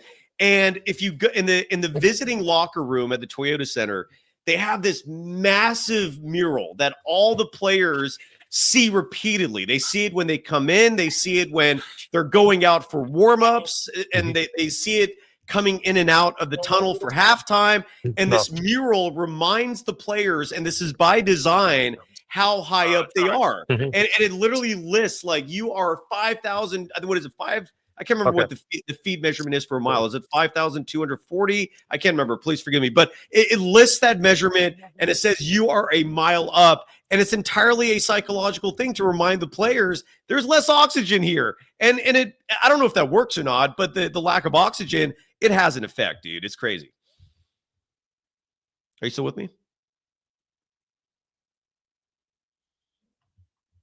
Alan? Golden Days in reference to the Matthew McConaughey movie Dazed and Confused. Thank you, Shardall. All right, Alan, something happened with your connection regardless. Hell of a call. Let's get to Real Eleazy, and then maybe one other person after you. I don't see a name attached, but Alan Day, thank you again for the call. Real Eleazy, he's got a YouTube channel. He's got an old school Warriors hat on a phenomenal night. Real Eleazy, really quickly. I want to read off Jonathan Kuminga's stat line tonight. I haven't had a chance to do that yet. 14 points for the youngster. His three-point shot was, they were good shots. They were good looks. Made 1 of 4 from 3, so only 25%. My one criticism of Jonathan Kuminga tonight, there is one clear one, and that's the free throw shooting. That has to improve. He was only 1 of 3 shooting from the charity stripe, and for someone who gets to the line consistently, that's a number that should go up. With that said, 14 points, 5 rebounds, 3 assists, just 1 turnover, a +8 in 36 minutes and 15 seconds of play. I've said this before. I'll say it again. Great things happen when Jonathan Kuminga plays. Real Eleazy, great to see you, brother. How was your night going? What was your reaction to the game? Take it away. Salute, Sai, man. Hey. You one of the most entertaining YouTubers of podcast shows, man, out, man. You be having me straight cracking up. You be trolling a lot of people. It's hilarious, and I really love the comedic relief. So salute to you, man. Thank you, man. It means a lot. Yeah, I highlighted those same sentiments while I was streaming the game on my channel. Jonathan What's your Kuminga channel? for. What's your channel? Oh, my name, The Real Elise. So Beautiful. you can Subscribe find to me Real all day. Elise, please. Yeah. Appreciate you. Yeah, I highlight those same sentiments about Jonathan Kuminga. As much as he attacks the basket and gets to the free throw line, he has to improve his free throw shooting. And he knows that because when he misses a free throw, you can see that he's super frustrated with himself. So he visibly shows it. But to highlight the game, I love the resiliency. They really showed championship fight because guess what? They had a championship lineup on the court. Hell yeah, dude. Hell yeah, dude. It doesn't make any sense when your coach comes out in the post-game presser and says, this is our best lineup, but I don't know if they can score. Like, I've never heard a coach utter those words with his best lineup on the court. By the way, Anthony, your hat is fire. The hat is fire. Run TMC, baby. You know what it is. Did you see Tim Hardaway on the show a couple months ago? He's going to come back in a few weeks. He's promoting a new book, so we're going to have Timmy back on the show. Salute. But the takeaway, I thought I would love to see Jonathan Kuminga a little bit more aggressive coming off of that ISO or that high pick and roll because he gets to the paint at will. And versus a Denver team, they have no rim protection. You can literally get any shot you want in the paint on Joker and Jonas Valanciunas. They have no rim protection. They're not going to challenge you at the top of your at the apex. You know what I'm saying, of your shot. So you can really, I want him to be more aggressive in shooting that mid-range game or getting like a little floater off because he gets into the paint and then he stops and then looks to pass to people. No, go get your buckets. And Jimmy Butler does the same exact thing. Jimmy Butler used to be a phenomenal mid-range player. All of a sudden now he just looks for foul baiting. Like, no, Jimmy Butler, get to your mid-range game because what that does, kind of like SGA, it's going to open up your drives to the lane. It's going to open up, you know what I'm saying, potential foul seeking opportunities once you start keeping the defense honest when you're knocking down that mid-range shot. And the same for a three-point shooter. When Steph Curry started getting hot from the three, what you see Steph Curry do? He drove to the basket like 3 or 4 different times and got layups. He bully balled that, dude. Like, he was just putting his head down. By the way, Shardal is not banned. I just want to clear that up really quickly. Shardal, you're not banned. I don't know why you keep writing that in the chat. You're fine. Your chat's showing. And I'm gonna guess if you're waiting, that's you next. So stop trolling the chat. You are not banned. Go ahead. I'm sorry, Elise. Shout out to Shardal, man. Hey, and then another thing though, we just have to be more fluid on our defensive communication. There was times where I think Will Richard and Jonathan Kuminga got hung up because Will Richard got caught on the screen with Aaron Gordon, and it gave Jamal Murray a wide open layup because Jonathan Kuminga didn't know whether he should switch or stay. That's just bad communication. That shouldn't happen. That's what you had a training camp for. I understand Jonathan Kuminga kind of signed his contract a little late, and he came to camp, you know what I'm saying, a couple of days late. But they'll figure that part out, though. And then I don't like when they willingly switch on pick and rolls. Like there's no reason for you to just switch a small onto a big. That's just a low IQ play. Good point, Elise. Let me just jump on that real quickly. That's a good point because that happened a lot tonight. Part of the reason why we saw these switches and the mismatches is because of how good Jokic and Jamal Murray are. Like they're masters at the pick and roll. And if any, like outside of the Warriors players themselves, I don't think there's anyone that's better at screening, at finding mismatches than the two teams we witnessed tonight. So, but you're right. You're right. The Warriors got caught in a few of those that ultimately went in Denver's favor. Right. And against a good Denver team, you can't just willingly give one of their best players wide open shots. Like Aaron Gordon didn't do anything off the dribble other than that one, his one late drive to tie the game at 1:30 when he drove the ball with Jimmy Butler guarding him in the corner. Other than that, all his shots were just pure catch and shoot rhythm.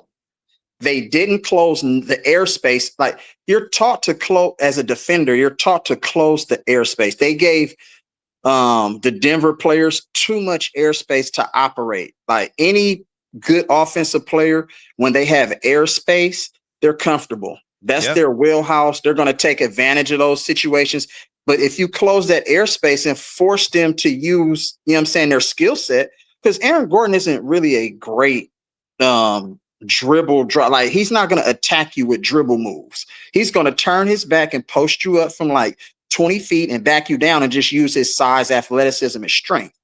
But do you remember that one? Airspace, do you remember, Elise, do you remember Aaron Gordon's last possession? I think it was his last possession where he just bullied his way in there, just like you described. And it took 3 Warriors players to try and stop him, and they still couldn't. Dude, imagine Aaron Gordon on this Warriors team, dude. Like that, how insane would that be? I was thinking about that too. I was like, can you imagine if we had an Aaron Gordon on our team? Things would be crazy. Easy. And shout out to the Bay Area kid, man. Shout out to Aaron Gordon. You know what I'm saying? But he kills the Warriors, and I'll be trying to pinpoint. Sometimes I'll be like, man, put me on Aaron Gordon. It's no way he's dropping 50 on me. I'm sorry. You can't allow that to happen. Like, you know what I'm saying? I would love TJD to get some minutes. Hopefully he gets some minutes tomorrow because you got to bang with Klingon. Big 7-footer and the Jan Hansen dude. You know what I'm saying? So big ass boy. How do you think it's gonna be in Portland tomorrow, man? How do you think, like, this is unprecedented to have your organization shook up because your head coach goes to jail for colluding with the mafia? I mean, this whole thing is insane. In your opinion, does it affect the organization? Like, is the team a little shell shocked because the FanDuel again? They have Portland as the favorite right now, -2.5. And I think a big part of that is the fact that the Warriors are playing the second of a back-to-back. Some veterans are going to sit, but still, I mean, like, I feel good about the Warriors money line. I think the Warriors are going to win tomorrow is what I'm trying to say.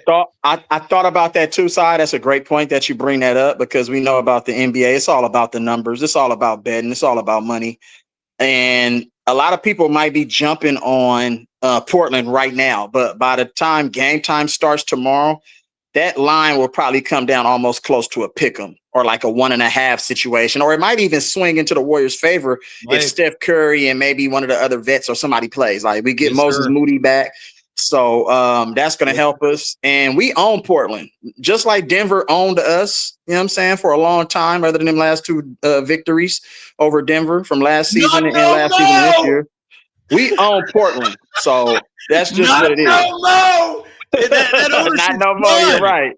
Right. Hey, but I hated Denver, dude. They own the Warriors. It was like 3 years. Can't stand Denver. All that crying and flopping they do. You know what I'm saying? But I thought I thought the Joker bailed us out shooting 13 threes and you're unstoppable in the paint. Come on, man. He bailed us out, real talk. I'm not gonna lie. And Draymond Green, I did want to highlight Draymond Green. Draymond Green has the Shaquille O'Neal workout regimen. I'm gonna eat and fuck off all, excuse my language, and fuck off all summer, and then I'm gonna play my way into shape because I got Steph Curry. Isn't that what Shaq said? Shaq said, I don't have to get in shape because I know I got Kobe Bryant. Man, come on now. You could have had 12 rings too. So, by the way, are you watching Inside the NBA now that they're back? Because they're on fire from what I'm seeing so far. They are on fire. Yeah, but I can see Charles Barkley is a little bit disinterested. A little bit. He hates just being on ESPN's network. You know what I'm saying? You could tell. Except he was kissing their ass their first show, and Kenny called him out for that. It was hilarious. How you gonna call them out and kiss their ass in a matter of seconds? That don't even make no sense. Dude, bravo.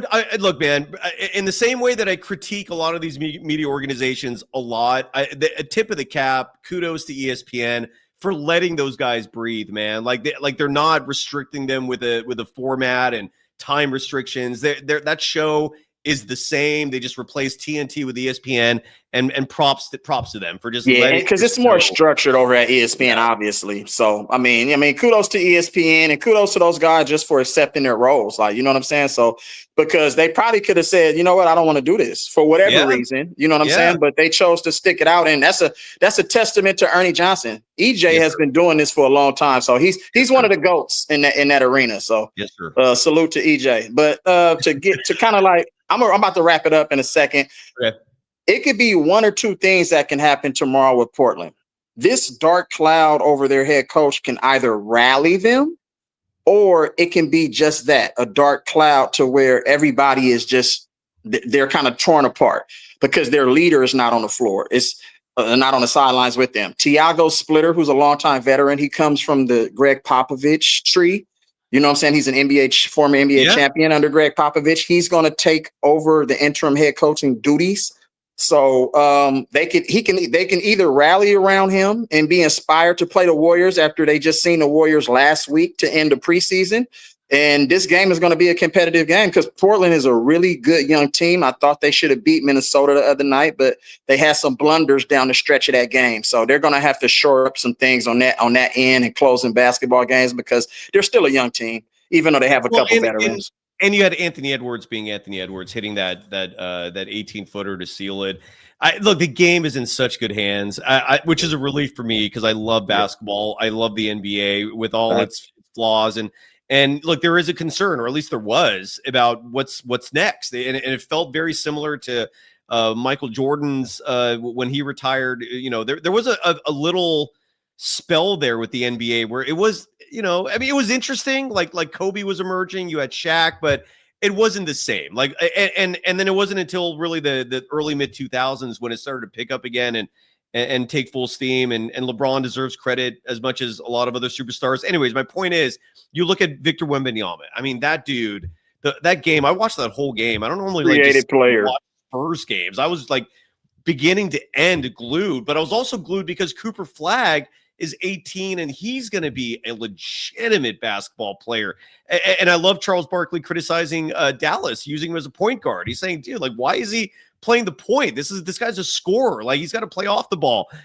Anyway, so you got Cooper Flagg, Victor Wembanyama, Jonathan Kuminga, Anthony Edwards. The future's bright. You like how I slipped Kuminga in there? Look, we don't know what's going to happen with Kuminga, but look, the future of the NBA is bright. It's just good news, man. I love that our sport is in good hands for the future. So, any final thoughts? Final thoughts for tomorrow's game. We have to figure our rotations out. I would love them to just give the green light to Jonathan Kuminga, just for one time. Just allow Jonathan Kuminga to play undisciplined basketball. And what I mean by undisciplined basketball, don't force him and put him in a box. Utilize his entire skill set. Don't just put him out there and say, I want you to run an offense. If Jonathan Kuminga, clearly every time Jonathan Kuminga had the ball, I say, this is a bucket, and he scored. Every time, because I know what Jonathan Kuminga is capable of doing. So just let him kind of play free like everybody else in his draft class, which warrant them getting these 200 supermax contracts. Let Jonathan Kuminga eat. That's all I'm going to say. Let Jonathan Kuminga eat. Less of pods, please, less of pods. Terrible playmaker, which I've stated a million times. He cannot create a shot for himself or for anybody else. That's his what defense is poor, side. Yeah. He can't guard anybody. You're right. He to me, what like the biggest problem with Pods is he cannot create his own shot. He's not a good shooter off the dribble. Like he's got a lot of work to do. And at a bare minimum, man, just increase that assist number. He had 1 assist tonight. Make that 5 minimum on a consistent basis, because if you're not doing that, what are you doing? Like, what are you doing? That's a waste. It's waste. You're wasting the minutes, bro. Like Will Richard, increase his minutes. He's better. He looks like a veteran. Yeah, and he's only a rookie. Huge relief though that we saw that closing lineup, because Steven Jackson was saying this a week ago, that Jimmy Butler should be your 2 guard for the closing lineup. And the fact that it happened and it succeeded, Matto, dude, just chef's kiss for that. Elise, you the man. Tell people one more time how they can follow you and how they can subscribe to your channel. Yeah, you can follow me on YouTube. It's my tag name, The Real Elise. You see me in the chat all the time, talking a bunch of mess. But it's all love, man. I appreciate all the Warrior Nation. You know what I'm saying? Dub Nation. We believe, man. Let's get ring number 5, man, so we can ride off into the sunset, baby. You feel me? Salute to Sai, man. Blessings to you, bro. I appreciate you, bro. Salute to you. Thank you, Real Yes, Elise, sir. man. You always bring really good energy to the show, and I appreciate that. Some paid chats. I apologize for getting to them late. Tommy 4625 dropping $5. Thank you. Saying number 1 Curry is the GOAT. No pushback there. Outside of Michael Jordan. I mean, Jordan in reality is, but at this present moment, I feel like Stephen Curry still is disrespected. Like when you see these rankings, for example, when you see the lists of who the best players in the NBA are, who the best point guard in the NBA is, how is Stephen Curry not number 1 on these lists in terms of current players. The disrespect is real. So I'm with you on that. Curry is the GOAT. And number two, Tommy4625 writing, I miss Kevon Looney, but signing Al Horford was the right move. Yeah. I miss Looney the person. I mean, he was the ultimate teammate, the ultimate put your head down and do what's right for the collective. Like Looney was just a gem, and he is missed. But in terms of on-court players, Al Horford has made me forget already. And I wish Looney all the best in New Orleans. And Tommy4625 also writing that Jonathan Kuminga getting closing minutes speaks volumes. Agreed. And the fact that he was part of that closing five will win the Warriors a championship this year. Mark my mother effing words on that. They just have to stay healthy. If they can stay healthy come next April, that five is getting Steph, one for the thumb, and he's going on Mount Rushmore. Those are the stakes. That's how I feel. Gene Schwartz dropping $5, asking, that's a good question. What is my table tennis rating? I haven't played table tennis professionally, meaning like competitively. I'm sorry, not professionally, competitively, because I mentioned with Rick Barry that I almost made the Olympics, and that's a true story. I don't remember, but I also haven't played competitively in 30 years or close to that. I mean, I was playing like through high school and then my freshman year of college, and then I kind of started noticing girls and social activities, and I never got back to it. And then table tennis was history. But I still will play with friends sometimes and just wipe them off the floor. But I can't remember. I apologize for that, Gene Schwartz. Email me if you're ever curious about that stuff. The email address for the program, if anyone's ever interested, is warriors24pod@gmail.com. We try to get back to anyone who emails that account very quickly, and that includes prospective sponsors. We do have some inventory open for local sponsors if anyone is interested.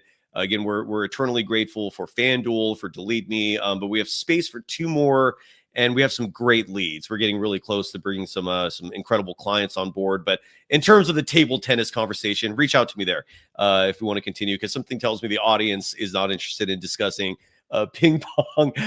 Shardal, actually, real quick, Shardal, hold on one second. I'm going to bring you on next. But what I want to do first is play this clip of Draymond Green. This was following tonight's game, and he was asked about this whole gambling drama. And I am curious to hear what Dre has to say about it. And this is courtesy of KNBR. And thankfully, they plug their recording devices into the mixer at Chase Center. This is a service available for all media institutions there. For whatever reason, the flagship station of the Warriors, 95.7 The Game, does not take advantage of this. KNBR does. So the audio quality should be good here. And let's listen to Draymond Green after tonight's win, 137-131, the final in overtime. Draymond, I thought, had a fantastic game. I read his box line before. I'll read it again. Draymond finished tonight in 34 minutes, 18 seconds of play, 5 of 8 from the field, 2 of 5 from deep. That's good for 40%. And that second three-pointer was massive. Had 2 free throw attempts, made one of them, grabbed 8 boards, 8 assists. Only had 1 turnover. For Draymond Green, that is spectacular.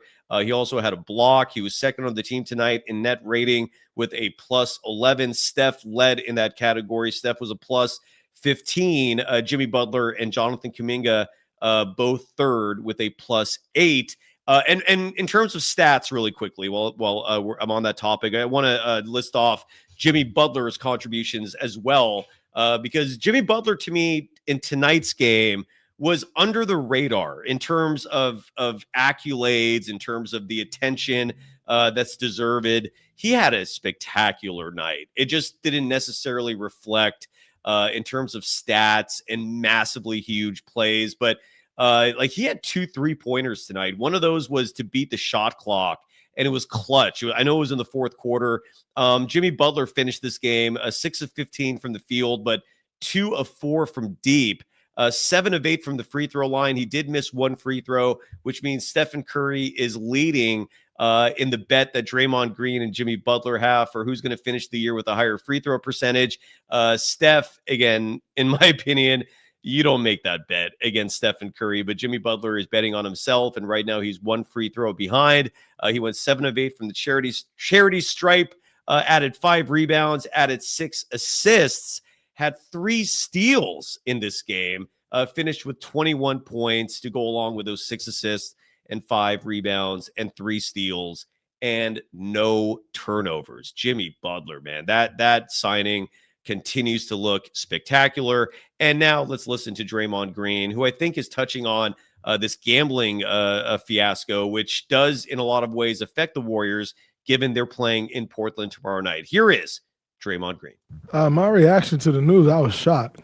I woke up to that news, and I overslept for shoot-around. So when I woke up, I couldn't really check in on it because I was trying to get here. And, I got here, and they're like, man, you see everything that happened? I'm like, not quite. Like, I only knew about Terry. But, I think when, you take a look, like, the business is the business. I'm not going to sit here and condemn the league for partnering with gambling sports betting companies. Like, the business is the business. And, it is what it is. I think, I wish everybody well. It's a tough moment for the individuals involved. It's a tough moment for the league. But I'm not going to sit here and be like, man, y'all partner with a gambling company. You open a can of worms. Like, that can of worms can be open with partnering with gambling companies or not. Partnering with gambling companies ain't make gambling more accessible to us. The accessibility is what it is. If you're an American or you live in America and you live in states where gambling, sports betting is legal, it pops up right on your phone. Whether the league is partnering with the company or not ain't changing nothing. So I think those partnerships are going to continue to grow. But I still live here, and it, Governor Newsom, I wish I can get on my phone and bet on a football game. But, that's just the nature of the world we live in, so we're not going to go condemn a Facebook executive because some of their stuff pops up on Polymarket or,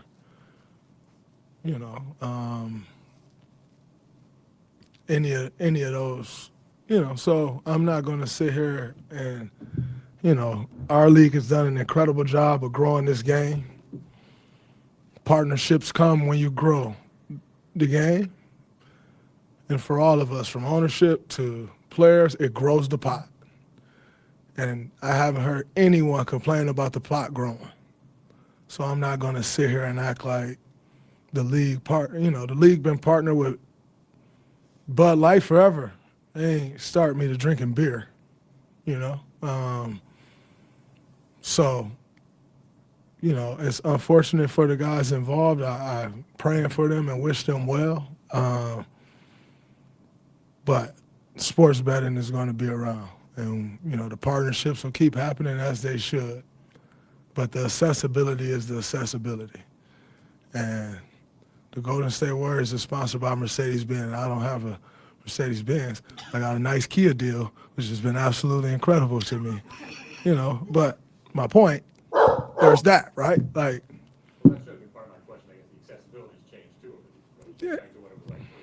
And it's going to keep changing. Like, more and more states is going to become legal, so that's not going away. If anything, it's going to go further in the direction that it's already headed. And so I don't think any of it is, man, the league start taking the spot. I don't think so. I think sometimes people get in unfortunate situations and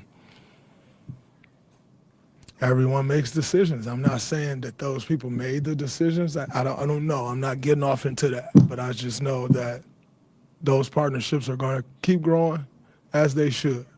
It ain't changing the accessibility. The accessibility is what it is. We don't get a free FanDuel or Fanatics. We don't get a free Fanatics sportsbook password. We just don't. Like the accessibility is what it is. So I can't blame that on the league. That's just what it is. That was Draymond's been giving some long-winded answers lately. That was a long one. I had no idea what to expect there. And again, the Chauncey Billups thing has nothing to do with these online gambling websites and apps. Like Chauncey Billups was, in case you missed it, is accused of colluding with the mafia to help them rig poker games. And the craziest part of the description in this lawsuit is that so you have these private poker games going on in like mansions, hotels, like wherever they're holding them, with these an undoubtedly very affluent clientele.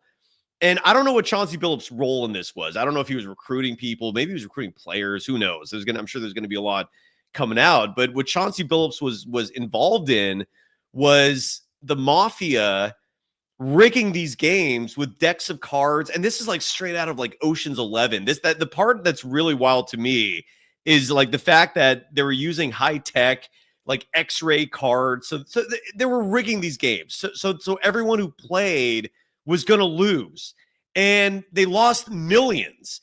And then I keep saying the craziest part. There's a lot of crazy parts here, but one of the many crazy parts is they'd set up these clients to lose millions of dollars, and then they sometimes resorted to violence to collect the money.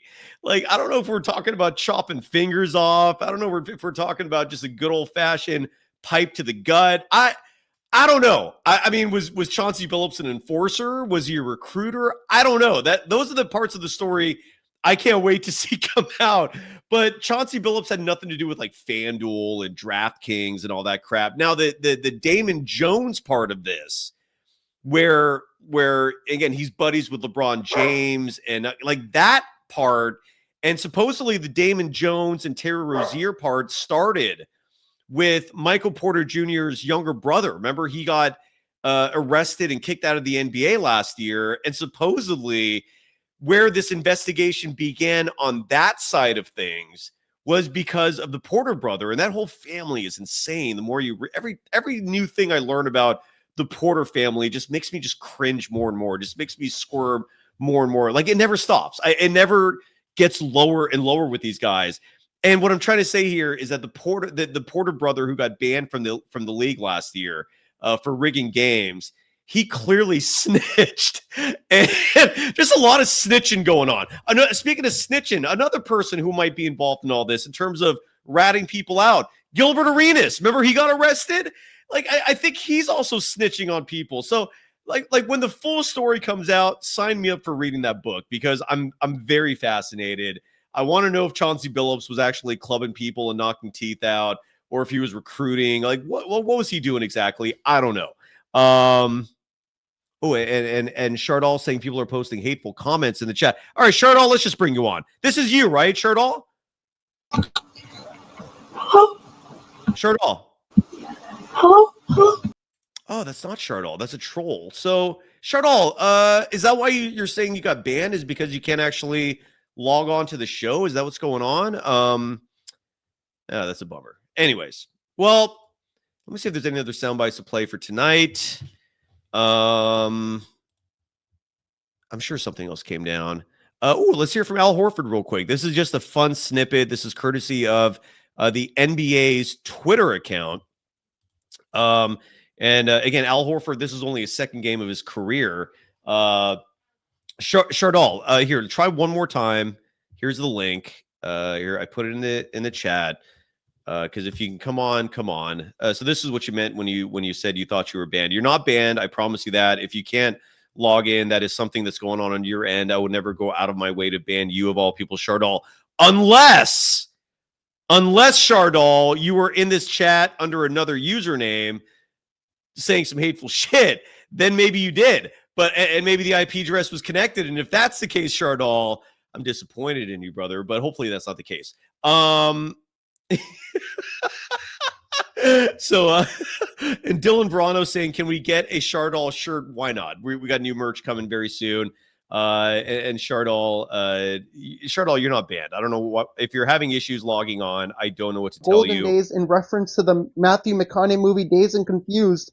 But you always live on for eternity with that infamous line. I mean, just that alone, Shardall, makes you a permanent part of the show no matter what. But if you can't log on, I don't know what to tell you. Yeah. Anthony in our chat saying Shardall might have a burner account. I don't know what's going on. Anyway, so let me see if there's any other sound. Oh, I was going to play an Al Horford clip real quick here before we go. This is just Al Horford in the tunnel after the game. Again, this is courtesy of the NBA Twitter account. And I think that's one of Al Horford's. He has, what, 5 kids, 6 kids? So this is him after the game walking down the players' tunnel. Let's hear and see. Apologies to the podcast audience, so you're only going to be able to hear this. This is just a clip of Al Horford walking down the players' tunnel following the Golden State Warriors 137-131 victory over the Denver Nuggets at home tonight. And let's hear or see. I don't know what this is, but it's Al Horford. How's it being Steph's teammate there for that? Man, it's a lot of fun. You get used to being on the other side, and it's good to be on this side and see it work out. Well, there you go. All right, so short and sweet. Shardall's in the house now. Let's finish up the show with the closer of our program. Shardall, we got you in now. What was going on there, and how are you doing? Hey, Sai, I'm a big fan of your YouTube channel. I liked all your content videos, man. I was at the game at Chase Center. That was a wild finish to the end. Stephen Curry took over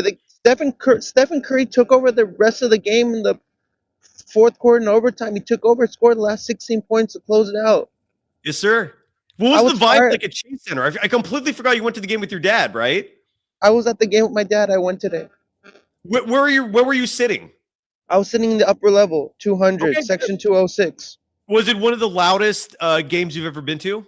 Dude, this was one of the loudest games I've been to. I believe it. The electricity was absolutely vibing up in the building. Good. Take it away, sir. I want to shut up. I just want to hear you talk, Shardall. Take it away. I had a good time at the game today, man. I couldn't, it was a great game, man. It felt like a playoff game to me. It did feel like a playoff game. I don't know if you saw the beginning of the show. I was losing my shit for all the good reasons imaginable because this was a huge game. This was a massive early season test to see what this Warriors team is made of. And they passed, brother. I mean, like, what are your thoughts on this Warriors team? I feel great. How they're October built. 23rd, and Shardall, I'm predicting a world championship. They just got to stay healthy. That's it. And they got a ring in the bag. How do you think this team is built? Like, they got a lot of great players on this team. How do you think they're gonna do this well with Jonathan Kuminga and Moses Moody and Quinton Post? Keep going. Who else? Stephen Curry, Brandon Pajemski, Trace Jackson Davis, Alex Tuohy. I want to see Alex Tuohy, but I don't know where he's going to play. Tonight. I saw him on the bench. He was I saw the Golden State Valkyries were at the game. Oh, like the whole team or just some of them? Or wasn't Sabrina Ionescu at the game? Kate Martin was at the game, and Veronica Burton was at the game. I believe Tammy Fagbenley was at the game as well. Cool. Good stuff. So what are your thoughts on the win tonight? This was, to me, I don't put a lot of weight on regular season games typically. This tonight was massive.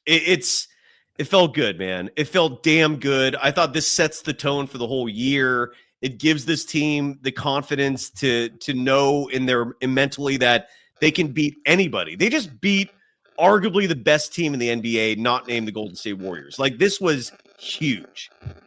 I mean, like, when I went to the game and it was 120-117 Denver, I thought the game was over, but then when Curry tied that game and made that three-pointer to send it to overtime, I was like, we got a game here. Like, it was exciting. It was exciting to watch. I mean, it was just like, it was very exciting. I mean, like, I've never been to a more exciting game ever. To see go to overtime and they win it by 6 over the Denver Nuggets, who are one of the most hateful teams with Jokic leading the squad. and Jamal Murray and Christian Braun and all those other players. I mean, like, it's just like it's an exciting game. I mean, it's just like it's really exciting, and Agreed. I love going to this game. And by the way, we have a request for music, and Larry Hood's in the chat. You're absolutely right. I have not been playing tunes.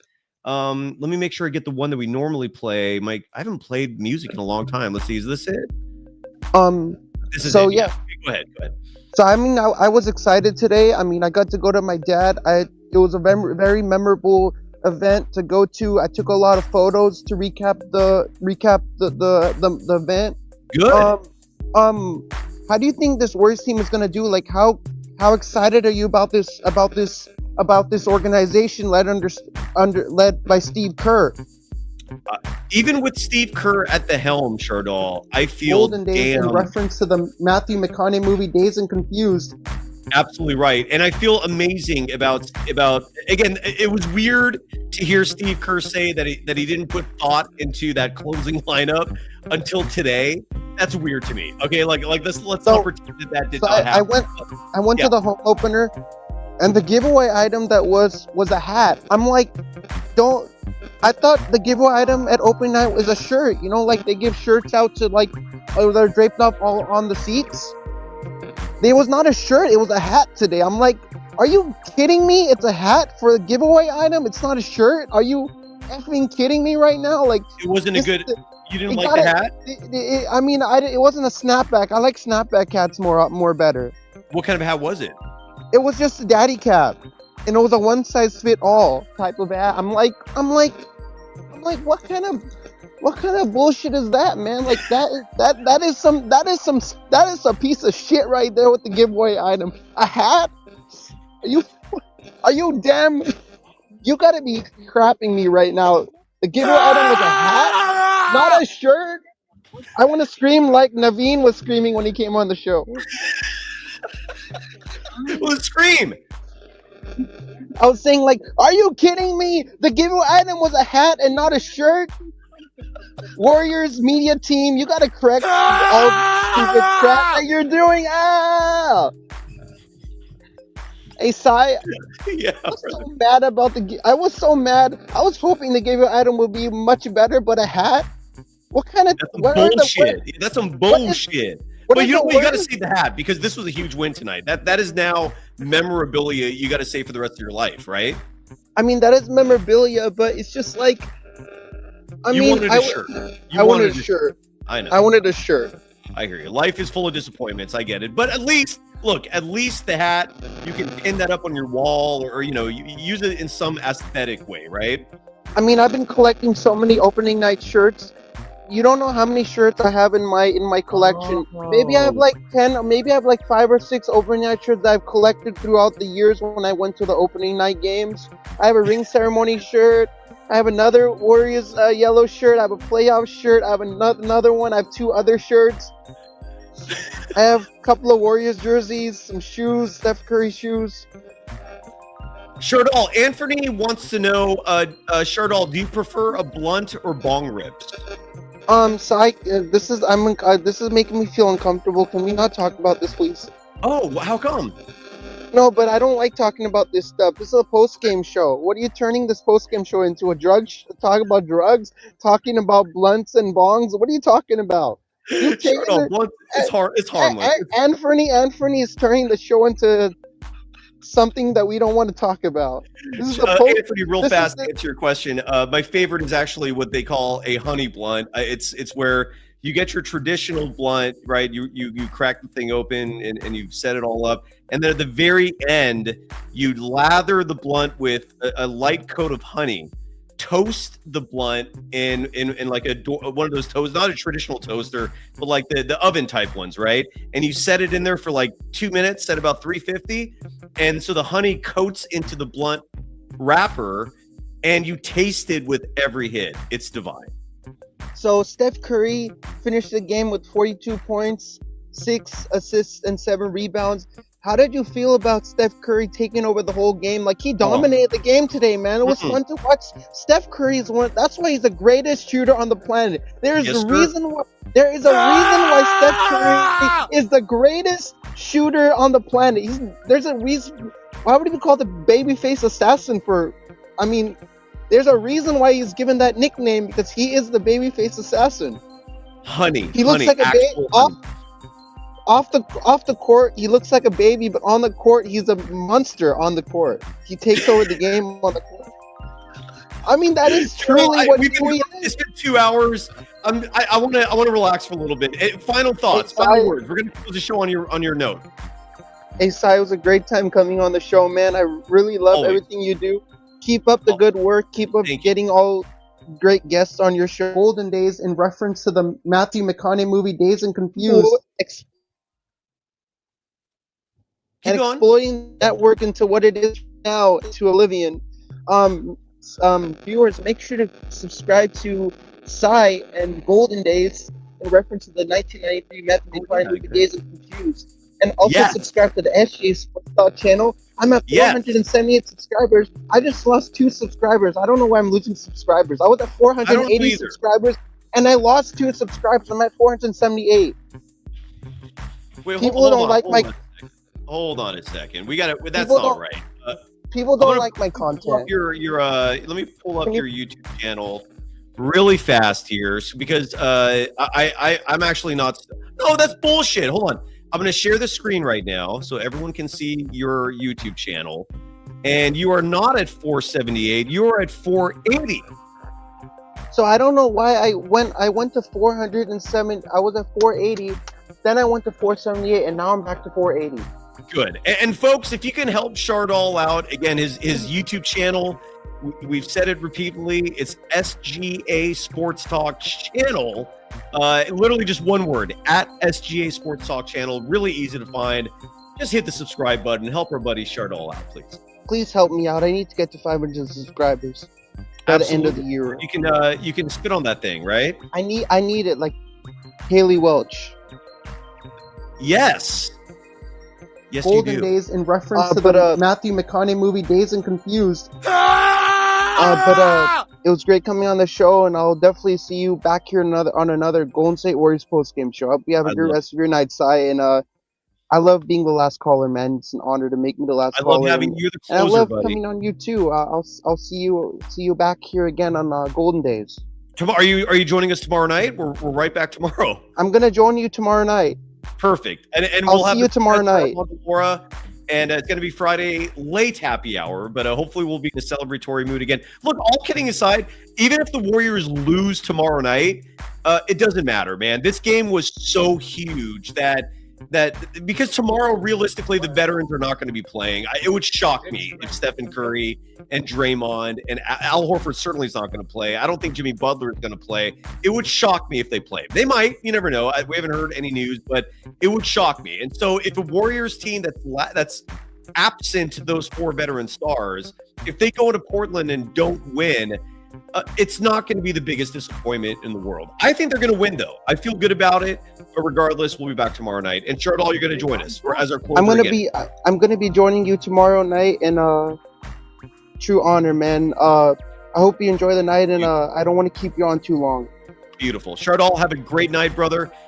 Who was at the game, and everyone have a good night as well, because that was effing awesome. That really was. I hope you have sweet dreams, folks, because if you love the Warriors, you should be in a good mood. I hope you're in a good mood. That was a hell of a game.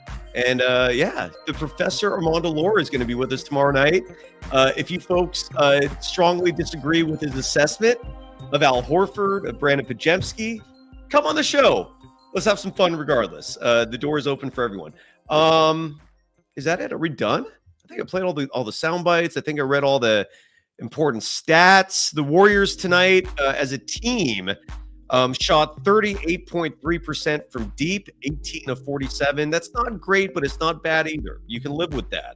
And the Denver Nuggets are a good defensive team. They're just a damn good team, period. A hell of a win for the Golden State Warriors. The Warriors actually out-rebounded the Denver Nuggets 40. Oh, no, they tied. I apologize. They both had 43 rebounds apiece. The Golden State Warriors tonight, wow, is that right? They only had 8 turnovers. I mean, if you're going to look at one stat alone in terms of why they won this game, I'd probably start there. 8. That's a good number. Denver Nuggets had 13 turnovers, but boy, oh boy, Wardell, the baby-faced assassin. Our guy. He is our guy. That's the perk of being a Warriors fan. You get to claim Stephen Curry. Even all you bandwagoners. Steph tonight, one more time. 42 points. Shot 50% from deep, 6 of 12. Perfect 8 of 8 from the free throw line. He's a perfect 16 of 16 from the charity stripe on the year. Jimmy Butler was 7 of 8 from the free throw line. Jimmy Butler on the year is now 23 of 24 from the free throw line. Those are your top 2 free throw shooters. Impressive. 42 points for Wardell. 7 assists. 6 rebounds. 3 steals. Steph and Jimmy Butler each had 3 steals tonight. This is good stuff. Steph also had a block. Second game in a row with a block, if I'm not mistaken. Just damn good shit, man. Yeah, Anthony, 8 turnovers is crazy good. You're absolutely right. Isn't it? That's the trend, isn't it? When the Warriors keep that turnover number down, usually it results in success, and tonight was no exception. We'll see you tomorrow night. Very soon. I'm so glad the NBA season's back. What a start to all this. I'm going to go snuggle with the pup, watch some Inside the NBA. Good stuff. Hope everyone's doing well out there. Thanks to everybody. Sincerely, from the bottom of my heart. Thanks to our new members. Chardol apparently is a member again. He left and came back. Young Wes, I missed this chat. I apologize. I had it starred, but I don't think I highlighted it. Writing that Draymond Green is going to try and intimidate Portland's 7-2 center tomorrow. That is Donovan Clingan. He is a big boy to get the edge on him. Yeah, I don't know if Draymond's going to play. We shall see. It would not surprise me if the 4 veterans, the 4 old guys got the night off. The Warriors have the depth. Moses Moody's going to be back. Super excited for that.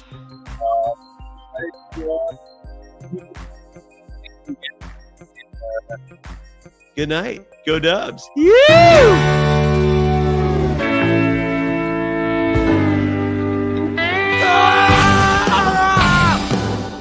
Golden Days in reference to the Matthew McConaughey movie Days and Confused.